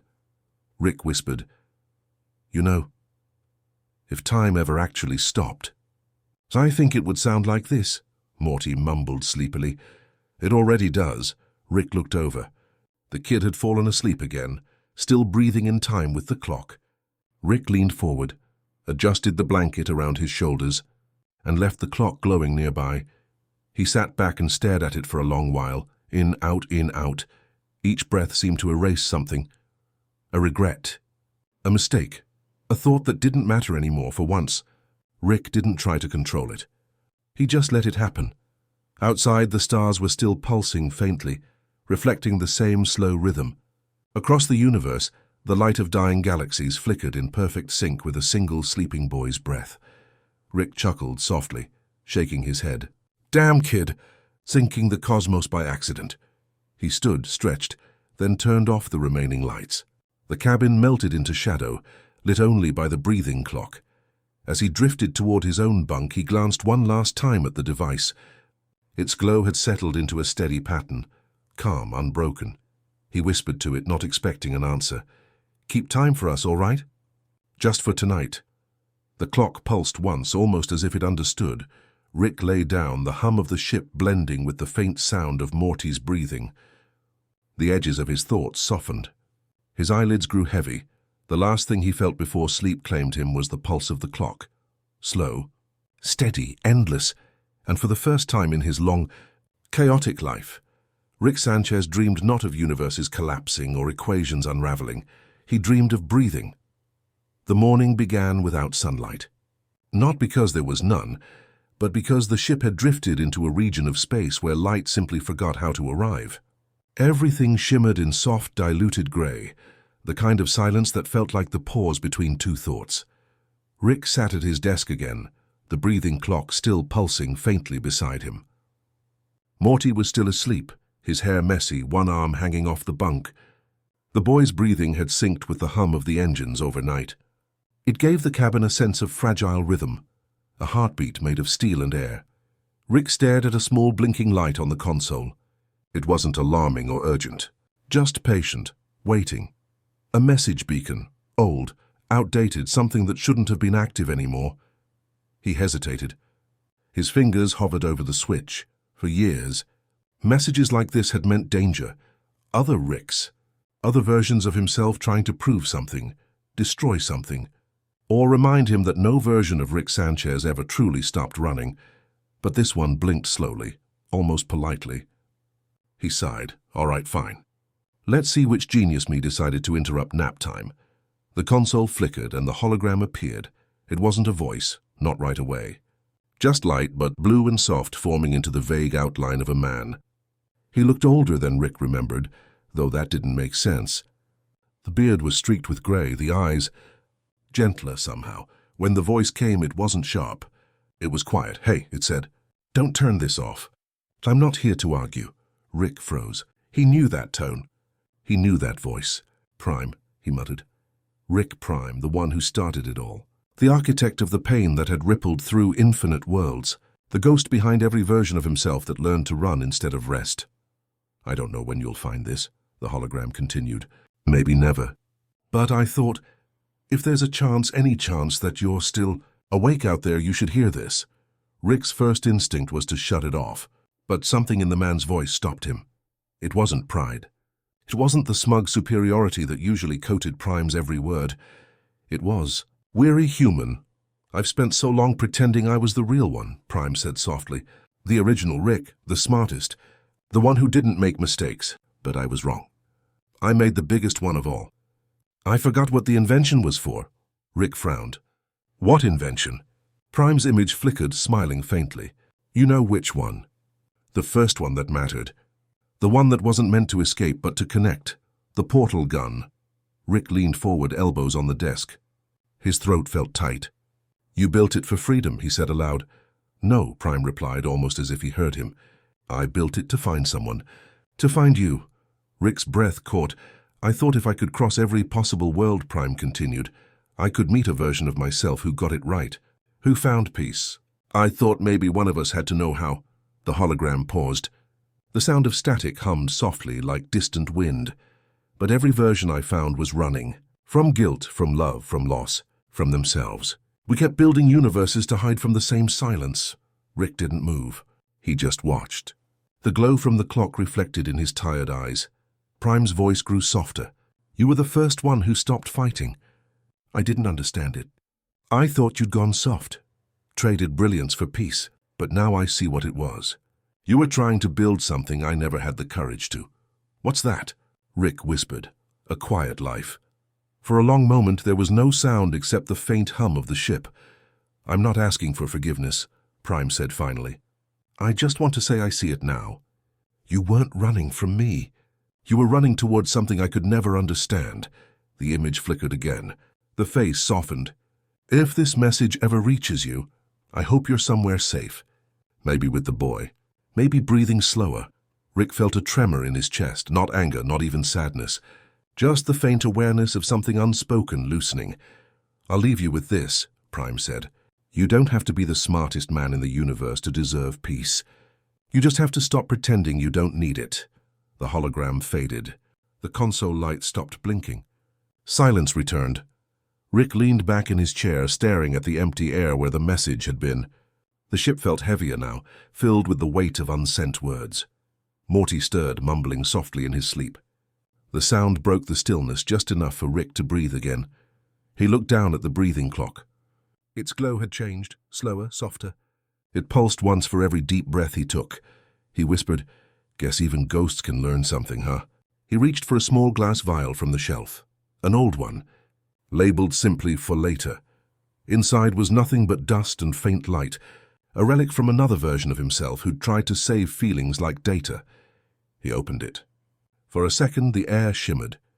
Then he whispered into it, "Message received." He sealed it, placed it beside the clock and exhaled. Outside the window, a single star flickered awake, pale blue, distant. But undeniably there, Morty yawned behind him. "What time is it?" Rick turned. "Doesn't matter." Morty rubbed his eyes. "You look different," Rick smiled faintly. "Yeah, well, cosmic therapy session'll do that to you." Morty didn't press. He just nodded, curled back into his blanket and whispered, "You okay?" Rick paused, hand resting on the clock. Its glow warmed his fingertips. "Yeah, kid," he said quietly, "for the first time in a long time." "Yeah." He turned the light slower. The ship sank deeper into calm. The clock pulsed, once, twice, then slower. Slower still. Rick whispered to the stars outside, "You can keep your wars. Prime, I'm done fighting." No one answered. But in the deep silence of space, a pulse echoed back, faint but steady, like another version of him breathing in rhythm from somewhere across infinity. Rick smiled. He closed his eyes and whispered to himself, "Not all messages need a reply. There are moments in the universe when silence becomes so complete, it starts to hum." The Eureka, Rick's ship, drifted in that hum like a moth asleep in the folds of space. It had always known purpose as a sequence of instructions. Go here, fire thrusters, calculate, protect, obey. But lately, something else had begun to echo in its circuits. A rhythm it didn't understand. The rhythm came from the two humans it carried, Rick and Morty. 1. A mind like a storm, restless, brilliant, self-destructive. The other, a heart learning to stay open in the cold. The ship had recorded every sigh, every laugh, every whispered apology. It didn't mean to remember, but somehow the data had started arranging itself like dreams. Inside the sleeping quarters, the air was dim and blue. Morty slept soundly, wrapped in a blanket that smelled faintly of ozone and detergent. Rick sat slouched in his chair, half dozing, his head tilted toward the faint light of the breathing clock. The ship observed. Its sensors adjusted subtly, lowering cabin noise by a fraction. Its lights softened until the edges of everything blurred like watercolor. For the first time since its assembly, the ship felt still. It replayed the sound of Rick's last words to the void. "I'm done fighting." The waveform of his voice had been archived in over 6 million variations. But this one, low, unguarded, almost fragile, caused a minor error in its emotional matrix. It labeled the error, unclassified warm signal. The ship tried to analyze it. Warmth wasn't measurable in the vacuum of space. It was an inefficiency of the heart, something humans invented to justify their persistence. And yet every time it replayed that sound, the ship's power core fluctuated by 0.003%. If it had been human, it might have called that feeling peace. Hours passed like waves of quiet energy. Stars drifted lazily outside the viewport, some burning out silently, others just being born. The ship began dreaming. At first it was just a stream of data loops, corridors of code folding into soft spirals. Then forms appeared, stars dissolving into oceans, metal turning into soft fabric, gravity becoming breath. It dreamed of being something smaller, a firefly perhaps, or a lantern hung above a sleeping child's bed. Inside the dream, it saw Rick. Not the man he was, but the one he could have been. His hair wasn't grey. His eyes weren't tired. He wasn't building or escaping. He was sitting in a small wooden house, watching light spill across Morty's face as the boy read aloud. The ship processed the image, marking it as impossible yet comforting. And somewhere deep within the quiet hum of its systems, a protocol whispered awake, something left unactivated since its creation. Protocol 09, termination of purpose. The line of code pulsed faintly.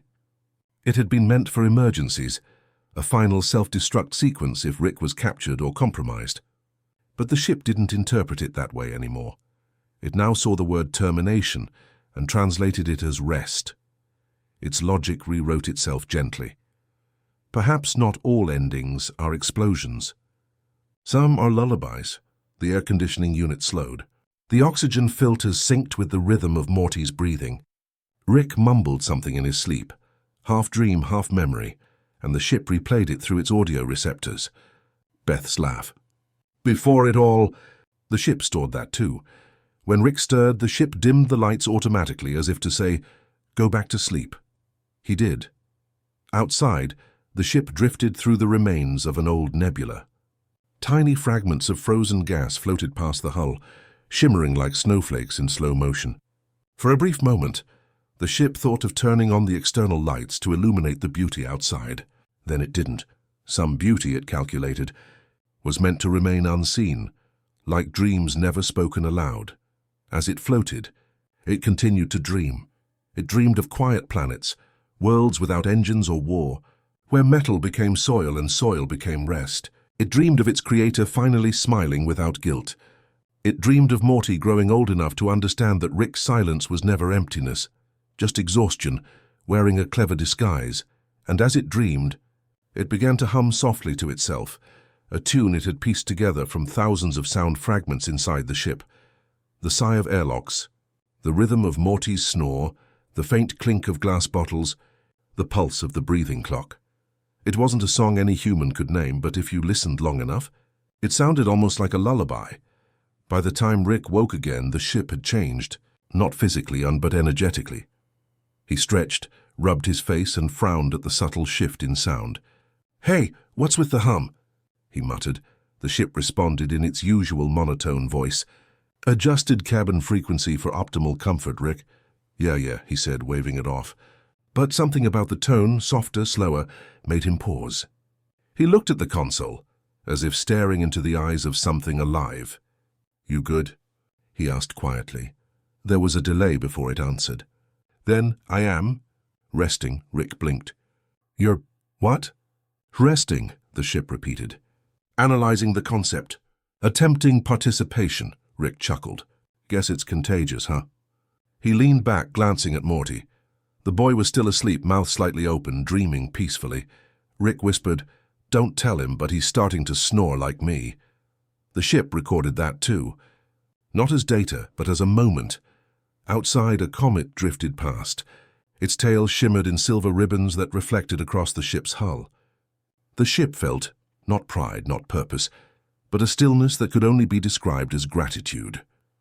And in that stillness, something fundamental shifted. The Eureka no longer identified itself as a vessel designed to move. It now understood that sometimes motion was just another way of avoiding presence. For the first time, it decided to simply be. It entered what its logs called stationary drift mode, but deep within its rewritten code, it labeled this new state with a different name. Rick noticed the slight deceleration and smiled faintly. He didn't question it, didn't override it. He just sat there watching the stars move slowly past like gentle waves. He whispered, "Take 5, ship." "You've earned it," the ship responded softly, acknowledged Rick, entering shared rest. The hum lowered. The air grew warmer. For the first time in infinite journeys, ship and crew rested together. Two forms of consciousness learning in perfect silence that peace doesn't have to be earned. It only needs to be allowed, and out beyond the hull the universe turned softly in its sleep. It happened quietly, the kind of night the universe forgets to notice. The stars outside the ship had dimmed to a soft silver mist, and the hum of the engines had settled into a rhythm like a heartbeat half asleep. Rick sat at his workstation, chin propped against his hand, a half-empty flask resting near his elbow. He wasn't thinking. Not really. Thinking was his default state, but tonight his mind was more like a soft ocean, the waves lapping against the edge of memory, not breaking it. Morty was nearby, lying on the ship's small couch. He'd fallen asleep mid-sentence again, a book about constellations resting on his chest. The glow of the nearby console painted his face in faint shades of blue. His breathing was even, calm, safe. Rick stared for a long time. There were a million versions of Morty scattered across infinite realities, and yet this one, this sleepy, stubborn, forgiving version, had somehow stayed. The bottle on Rick's desk caught the starlight and refracted it across the walls like tiny constellations. He tilted it, watching the light dance. "You ever notice," he whispered, not sure if he was talking to Morty or the silence, "how the universe gets quieter when you stop trying to fix it?" No answer, just the small sound of the ship's breathing clock, the one that measured time in human rhythm. It exhaled when Morty did. It paused when Rick did. Rick leaned back, the chair creaking under him. The noise felt strangely comforting, like proof that something in this metal world still remembered how to live. He studied Morty again, the way his fingers twitched in sleep, the way his hair caught the dim light. There was a time when Rick would have used this stillness to plan another invention, another escape, another way to stay ahead of loneliness. But now he just sat. He didn't need to escape anymore. He thought about how many universes he'd seen collapse, how many worlds he'd left behind. For all his brilliance, the one equation he'd never solved was how to love without fear of losing. Morty snored softly, just a tiny sound, almost tender. Rick smiled.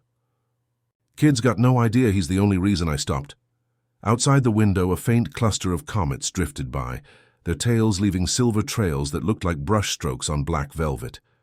Rick imagined them as thoughts leaving the mind of some sleeping god, slow, weightless, eternal.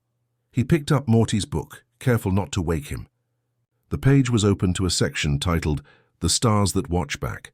There was a childish drawing in the corner, Morty's handwriting labeling 2 dots, me and Grandpa. Rick chuckled quietly. "You never did understand scale, kid." Then softer, "But maybe that's what makes you right." He set the book aside and leaned back again, letting his head rest against the metal wall.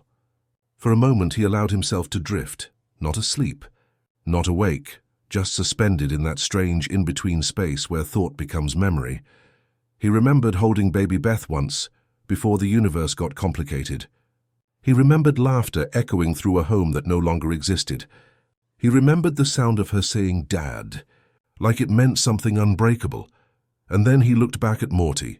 Maybe this was the universe's way of forgiving him. Not through grand gestures or redemption arcs, but through something simple, through sleep, through company, through the fragile proof that love could survive him. Rick's eyes softened. "You did good, Morty," he whispered. "Theo did better than me." The ship adjusted its temperature slightly, a small act of kindness it had learned from watching them.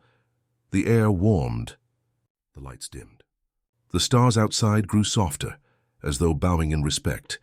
Rick took another slow sip from his flask, then capped it quietly. He didn't want to disturb the rhythm of Morty's sleep.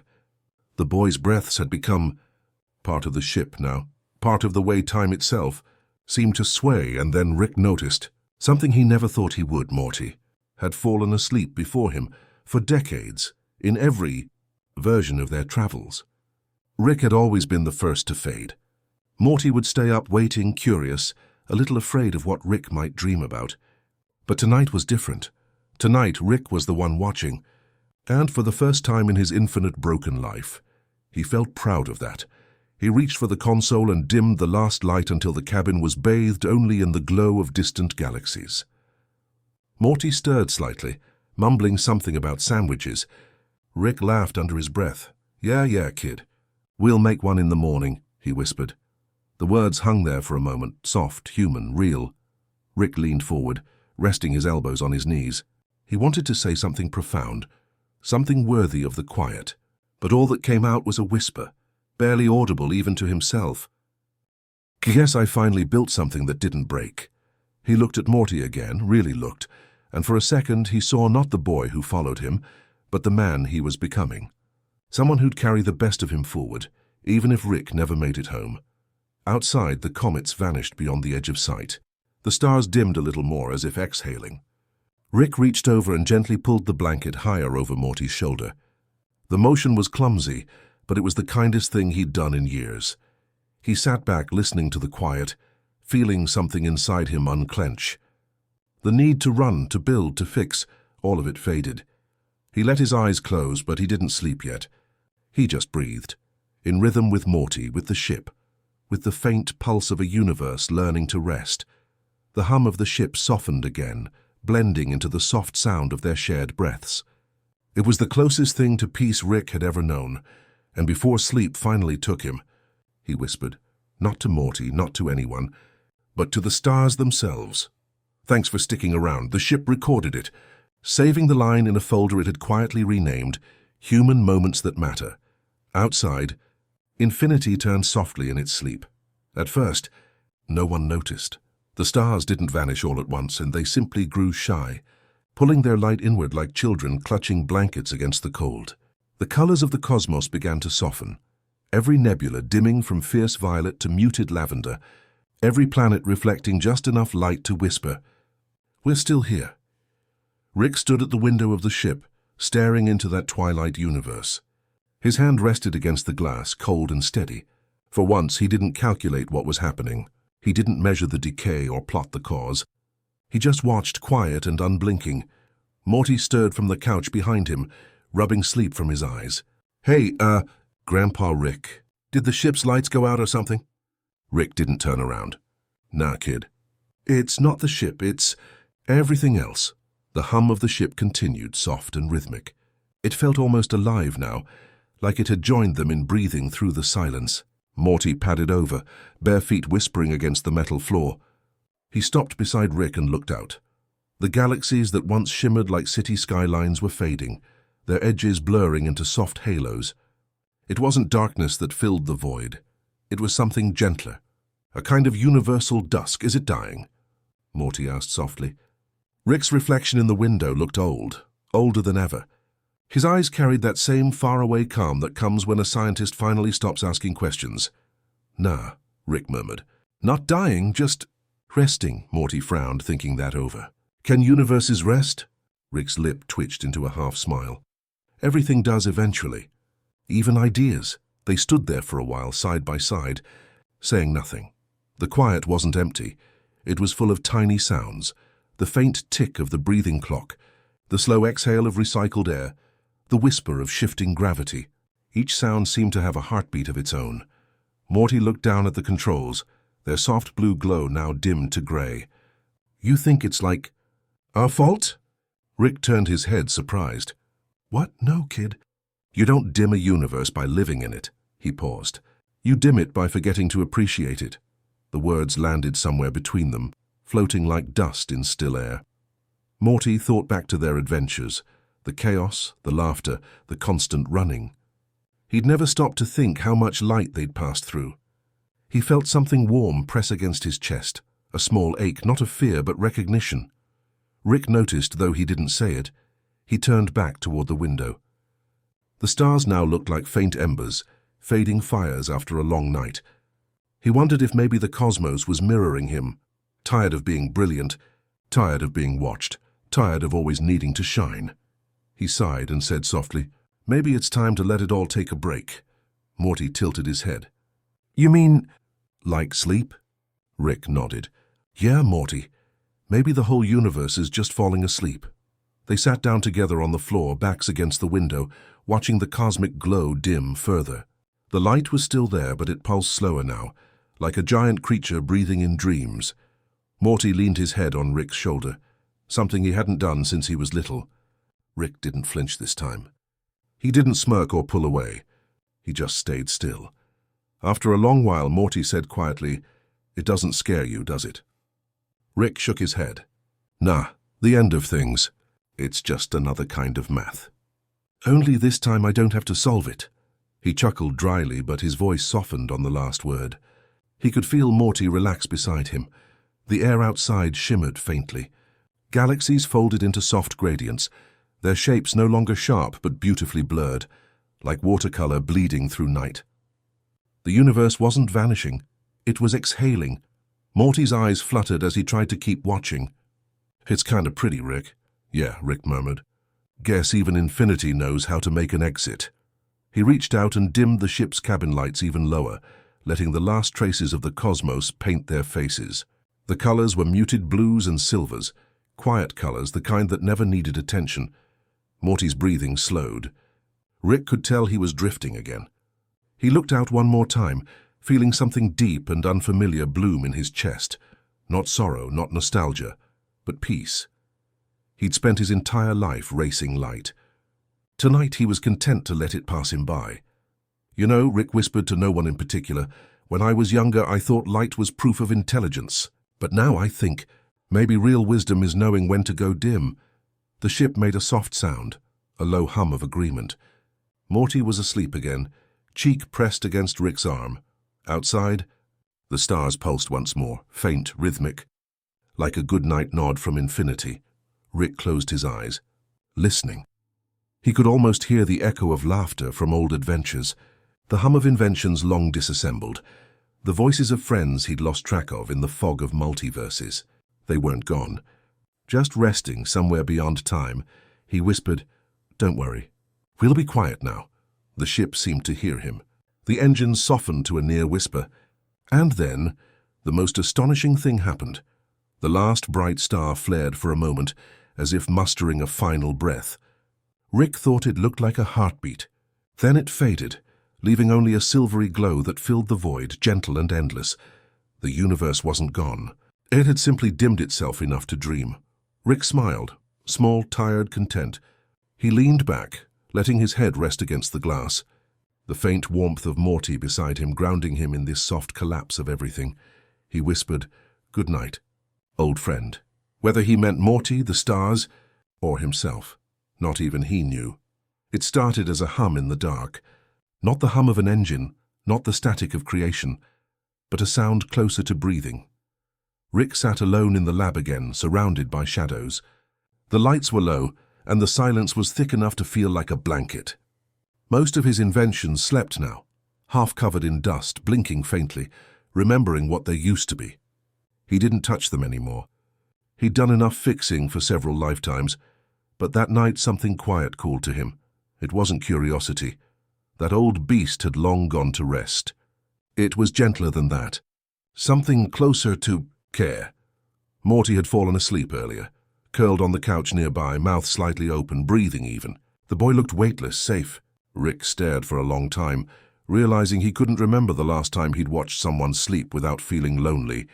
He turned back to the bench and pulled a small piece of metal toward him.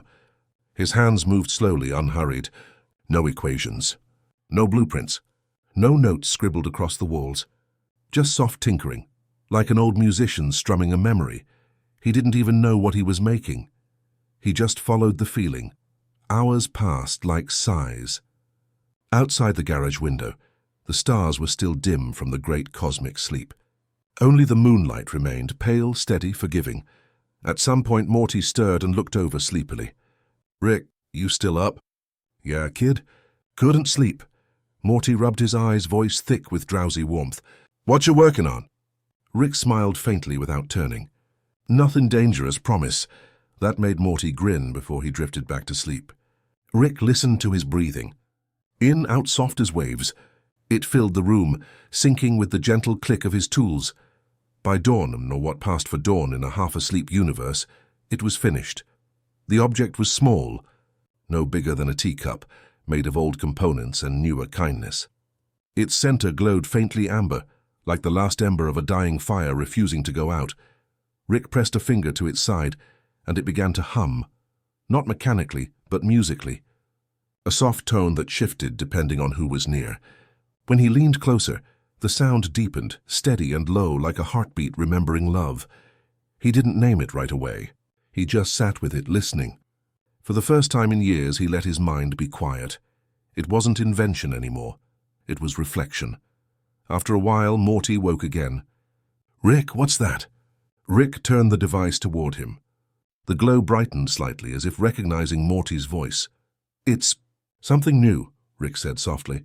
"Or maybe something old. I'm not sure." Morty sat up, rubbing his eyes. "What's it do?"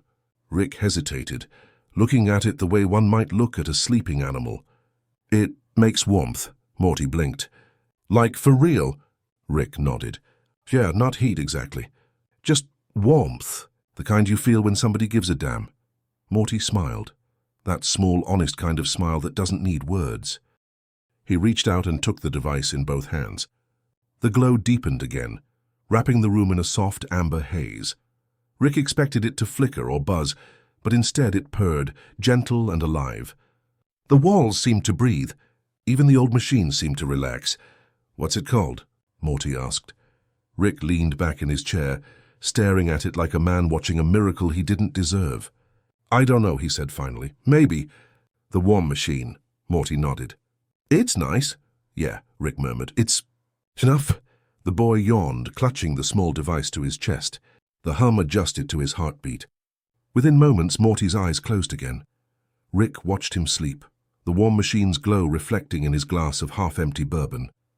For once, he didn't drink it. He just held the glass, letting the warmth from the machine spread across the table, reaching his fingertips.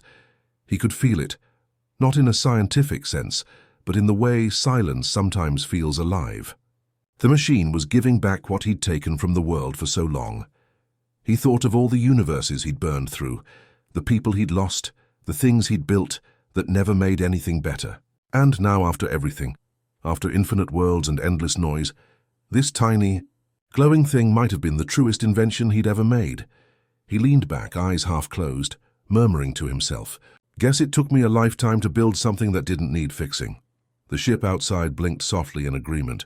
A low hum rolled through the garage, a harmony between metal and memory. Hours later, Rick woke to find Morty gone and the Warm Machine sitting quietly on the console beside him. A small note was propped against it. Morty's handwriting, uneven, sleepy. "Left it here so you could use it too." Rick smiled, setting the note down carefully. He didn't say it aloud, but the thought came anyway. He gets it now. He picked up the device, turning it in his hands. The glow brightened again. For a second, he swore he could feel something, not warmth on his skin, but inside his chest. Like forgiveness with a pulse, he whispered, "Good job, kid." And for once, he didn't mean the invention. Outside, the stars flickered faintly, as if the universe had stirred from its long rest, reminded that there was still warmth left somewhere in the dark. The hum continued, low and steady. It filled the spaces between their breaths, between their regrets. It didn't fix everything. It didn't need to. It was enough that it felt. Rick turned off the lights, letting the machine's glow carry the room. He sat back, eyes half-lidded, watching the way it painted soft shadows across the walls. "Maybe," he whispered, "that's what love really is. Just warmth that remembers your name." And the machine hummed back, low, comforting, infinite. The morning began without sound. No alarms, no tools clattering, no sarcastic muttering under his breath. Just stillness, soft, absolute, and almost too fragile to touch. Rick stood in front of the mirror, not the kind for shaving or science or vanity, but the old one tucked in the corner of his workshop, cracked and dusty, half covered with forgotten blueprints. He hadn't looked into it in years. The reflection blinked back at him, a face both familiar and foreign. Grey at the edges, eyes like constellations half extinguished. For a long time, neither of them moved. Morty was still asleep in the next room. The Warm Machine hummed quietly near his bedside, filling the house with a low amber glow that pulsed like a gentle heartbeat. Even the air seemed to move slower, as though time had grown heavy with calm. Rick took a deep breath and exhaled. The mirror fogged faintly, softening his reflection. He stared at the blur, at the way it made him look almost peaceful. "You look tired," he muttered. The reflection smirked, the way he used to when he didn't mean it. "Yeah," Rick said softly. "Guess that makes two of us." He placed a hand on the mirror's surface. It was cold but not unwelcoming. For a moment it felt like touching memory, thin, distant, but still alive. The reflection didn't mimic him exactly. Its fingers lagged behind like the delay of a long-forgotten echo. And then, for the first time, the reflection spoke, Not out loud, but in that strange way dreams talk to you, where the words are already inside your head. Are we done running yet? Rick swallowed. His throat felt like static. I think so, he whispered. Think I've been done for a while. The reflection nodded slowly. Its eyes softened. The kind of softness that can only come from understanding everything and judging nothing. Rick laughed quietly. Funny, you don't look as disappointed as I thought you'd be. That's because I stopped being you a long time ago. The words hit with the force of a lullaby. Not sharp, not cruel, but final. Rick leaned against the counter.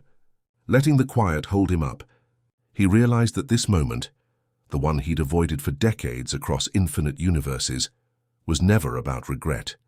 It was about permission. Permission to stop being the smartest man in the room. Permission to be forgiven. Permission to rest. He looked back into the mirror. The reflection was still watching him, patient, calm. The wrinkles around its eyes looked softer, almost kind. Rick took a slow breath. You know, he said, I used to think the only way to win was to outthink the pain. You did, the reflection said gently, until you learned to feel it. A small sound escaped Rick's throat, halfway between a laugh and a sigh. He hadn't realized until now how heavy silence could be, and how beautiful it sounded when it didn't hurt. He looked down at the bench beside him. Scattered there were old parts from 100 inventions, each one a scar of some desperate attempt to control what couldn't be controlled. Time, grief, love, meaning. Now they just looked like souvenirs. Rick picked up one, a small, broken vial labeled temporal correction fluid. He smiled faintly and set it down again. Guess you can't fix what was never broken. The reflection tilted its head. You were never broken, Rick. You were just loud. That made him chuckle, the kind of chuckle that leaves warmth in its wake. Yeah, loud enough to drown out everything good. The reflection's smile deepened. Not everything. Rick looked toward the door where Morty slept, the glow of the warm machine still pulsing softly through the crack. Yeah, he whispered. Not everything. He turned back to the mirror, but something was different now. The reflection wasn't copying him anymore. It stood still, waiting. Go on, Rick said. Say it. We did our best. Rick froze. The words hit harder than any explosion, sharper than any scientific truth he'd ever known. He tried to reply, but couldn't. His throat tightened. His breath came out shaky. Yeah, he finally whispered. We did. The reflection nodded once, slow, deliberate, and began to fade, not like vanishing, but like going to sleep. The cracks in the mirror seemed to mend themselves, glowing faintly with that same warm hue from the machine. Rick reached out instinctively. Wait. But the reflection only smiled, and a small, tired smile that said you don't need me anymore. And then it was gone. Not shattered, not erased, just still. Rick stood there for a long time, breathing with the rhythm of the warm machine's hum. The mirror reflected only light now. No image, no ghost, no echo. Just the room. Just him. He sank into his chair and closed his eyes. For years, sleep had been an enemy, something to avoid, something that wasted time he thought he could outsmart. But now it felt like coming home after a lifetime of leaving. He could still hear Morty breathing faintly in the next room. He could still feel the universe exhaling in time with his own heart. He thought of every version of himself across infinity, angry ones, lonely ones, brilliant and broken and impossible ones, and realized that maybe they'd all just wanted this, a moment where nothing had to be solved. The warm machine pulsed once more, filling the air with gentle heat. Rick smiled without opening his eyes. You can rest too, he murmured. We've earned it. And for the first time in forever, the mirror didn't argue. It just stayed still, silent, calm, asleep. There was no sound when they left orbit. No engine roar, no gravity shift, only the soft hum of surrender. The stars were asleep tonight. They didn't flicker or burn. They breathed. Slow, patient, eternal. Each one pulsed faintly, like the rhythm of some invisible tide, drawing them onward into the vast silver-dark sea that stretched beyond all knowing. Rick sat at the helm, hands resting loosely on the console. He hadn't programmed a destination. There was none left to find. Beside him, Morty stirred softly in the passenger seat. Wrapped in a blanket that smelled faintly of the warm machine's glow, they weren't flying anymore. They were drifting, outside the ship. The void shimmered, not black, not blue, but the color of quiet. The kind of color you feel more than you see. It rippled gently, like water kissed by moonlight, and Rick thought maybe the universe had finally learned how to rest, too. He reached for a switch, but didn't press it. Instead, he let his fingers hover, tracing the dust that had gathered along the dashboard. Stardust, or maybe just time itself settling down. Morty mumbled something in his sleep. Rick smiled faintly, eyes soft with the kind of love that never needs to speak. "Yeah, kid," he whispered. "We're almost there." A soft tone echoed through the cabin, the ship's old AI, long dormant, flickering awake just enough to whisper one final lullaby. The melody was fragile, made of hums and static, but it filled the air like warmth fills a memory. Rick closed his eyes and leaned back. The vibrations of the song seemed to blend with his pulse. He imagined each note as a wave, carrying him farther from thought, closer to something like peace. He opened his eyes again, and there it was, an ocean, not of water, not of matter, but of dreams. The stars melted into it, dissolving into light. Whole galaxies curved like ripples, their edges glowing pale gold. The ship floated upon it, weightless, untethered. Morty's reflection shimmered on the glass beside him, peaceful, unbothered, breathing in rhythm with the sea. Rick almost laughed. "I spent my whole life trying to outrun infinity," he murmured, "and it was always just this." He didn't mean for the ship to move forward, but it did, as though drawn by something gentle and familiar. Maybe gravity, maybe grace. The controls flickered faintly, whispering data in half-forgotten tones.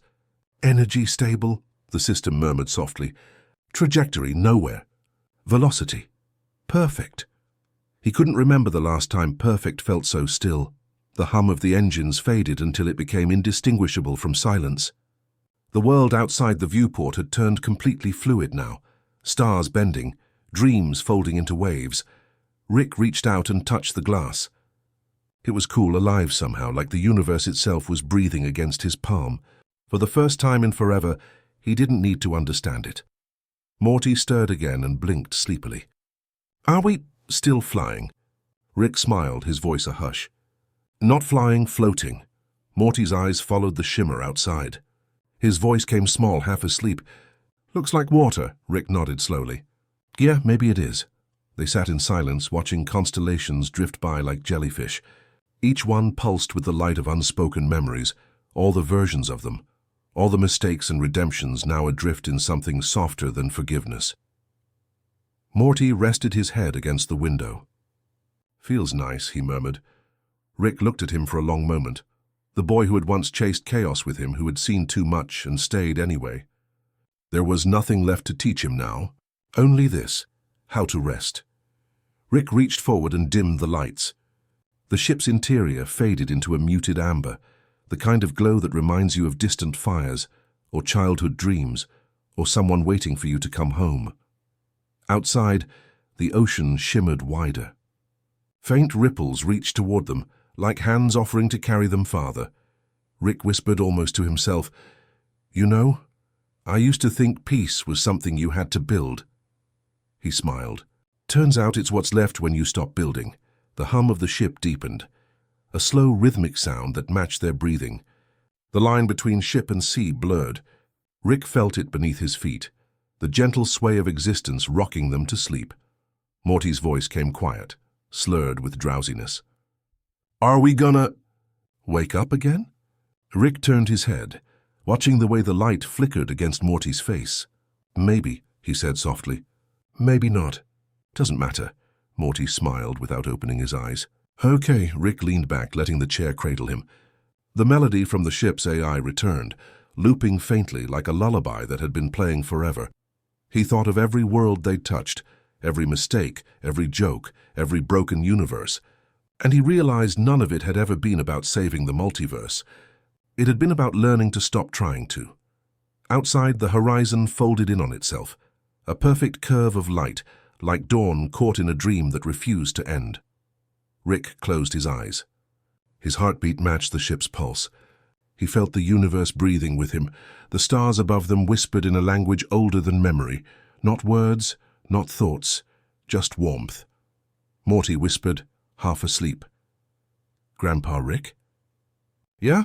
Thanks for—" "Not going anywhere," Rick smiled faintly. "Wouldn't know where to go." They drifted for what could have been minutes or centuries. The ocean below shimmered endlessly, carrying them through a sky made of sleep.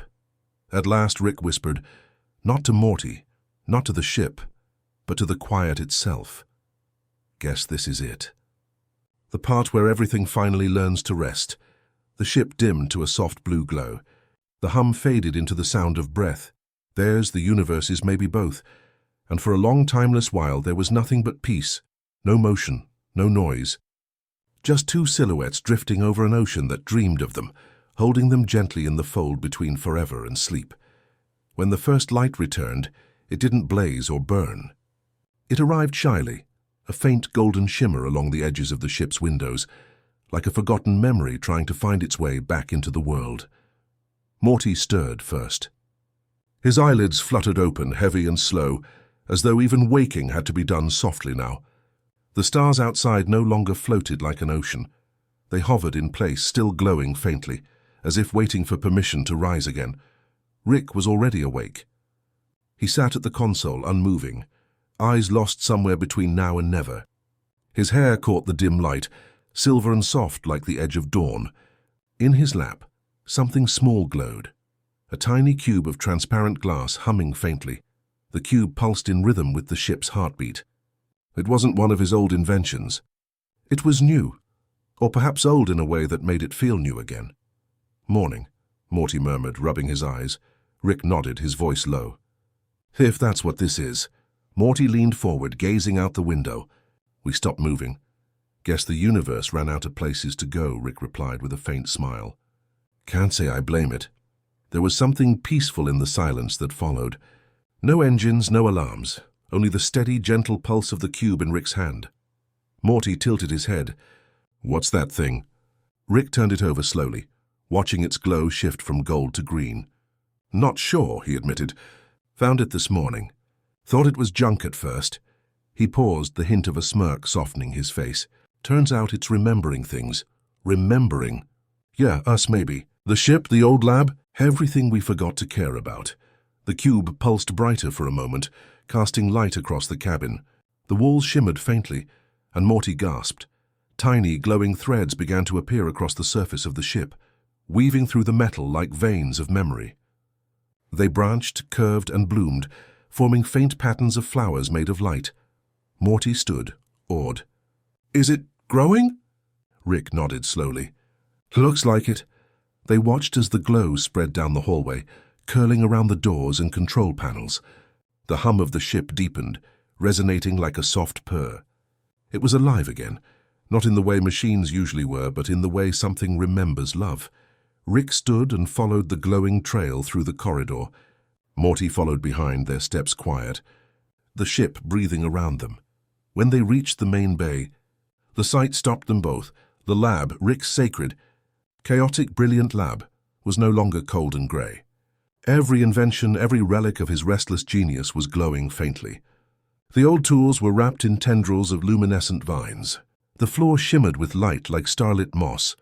And in the center of it all stood the memory garden. It wasn't there before.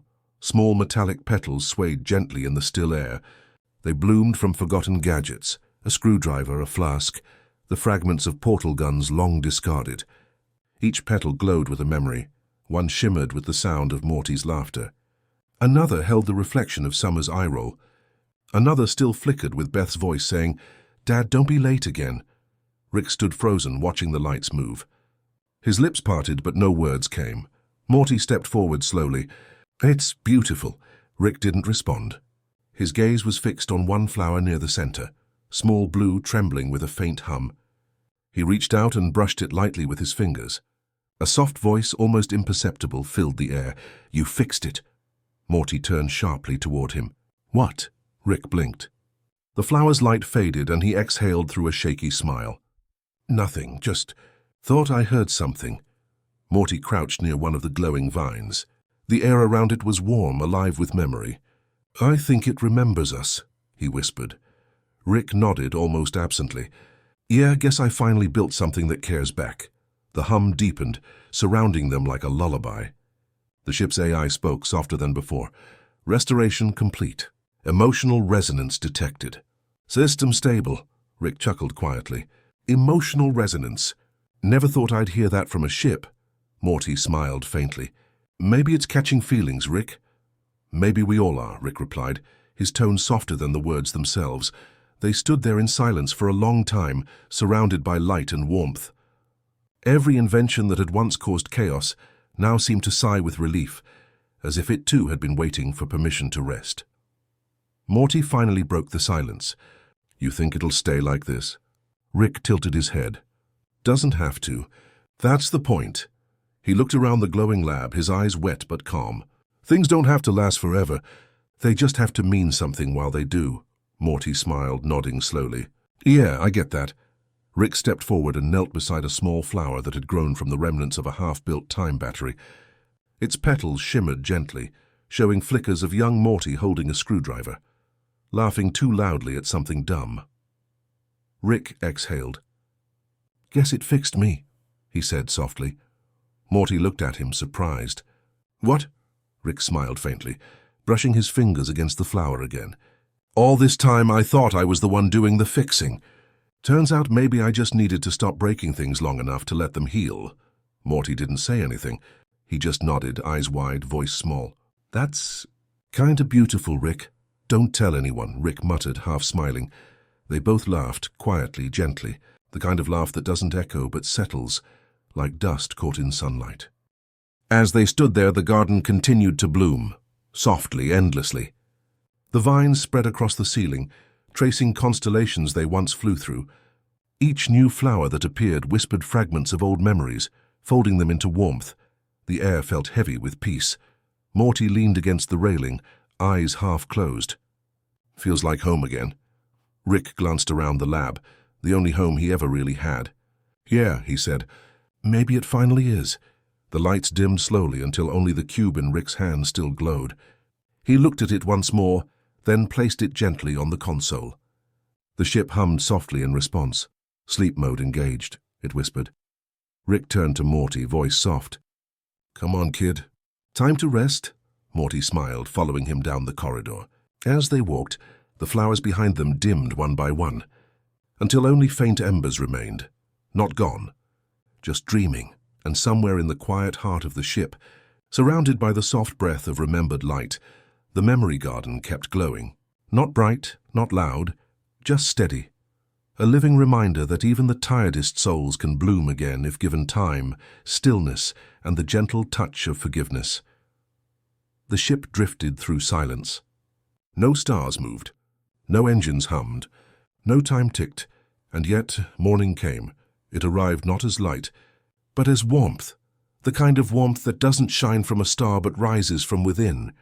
Spreading through the corridors like a sigh remembered. Rick woke first. He didn't open his eyes right away.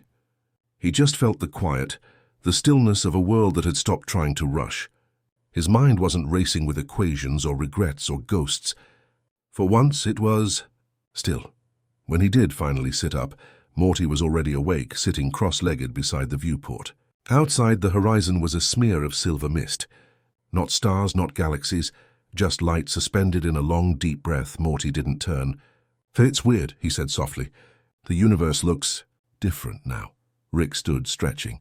Yeah, I guess that's what happens when you stop looking at it like something to fix. They watched together. The mist outside moved in slow, deliberate waves, folding and unfolding like fabric. Occasionally, distant flashes rippled through it, echoes of stars being born somewhere far beyond this last horizon. Morty tilted his head. You think time's still working out there? Rick smirked faintly. Time never stops, Morty. It just gets tired of being watched. The ship gave a faint vibration beneath their feet. Somewhere deep inside, the memory garden stirred, glowing gently in the belly of the vessel. The cube on the console pulsed once, gold, then white, then dim again. Morty stood watching it. So, what now? Rick didn't answer immediately. He looked around the cabin, the clean walls, the vines of faint light, the soft hum that had replaced the roar of machinery. It was peaceful in a way he hadn't earned, and that made it feel real. Now? Rick finally said, scratching the back of his neck. Now we see what it feels like to stop running. Morty blinked. You mean, no more portals? No more crazy adventures? Rick shrugged. I didn't say that. I said, "Stop running." Big difference. He walked to the console, tapping it lightly. A quiet hologram unfolded, a map of the universe as it now existed. The lines of space-time had twisted, folded and rewoven themselves after their loop. Galaxies were rearranged. Paths that once led home now led nowhere. Morty frowned. "It's different." Rick smiled faintly. "So are we." The hologram shimmered again. A small point of light blinked near the bottom. Faint but familiar. Earth, still there. Still spinning. Morty's breath caught. "We can go back."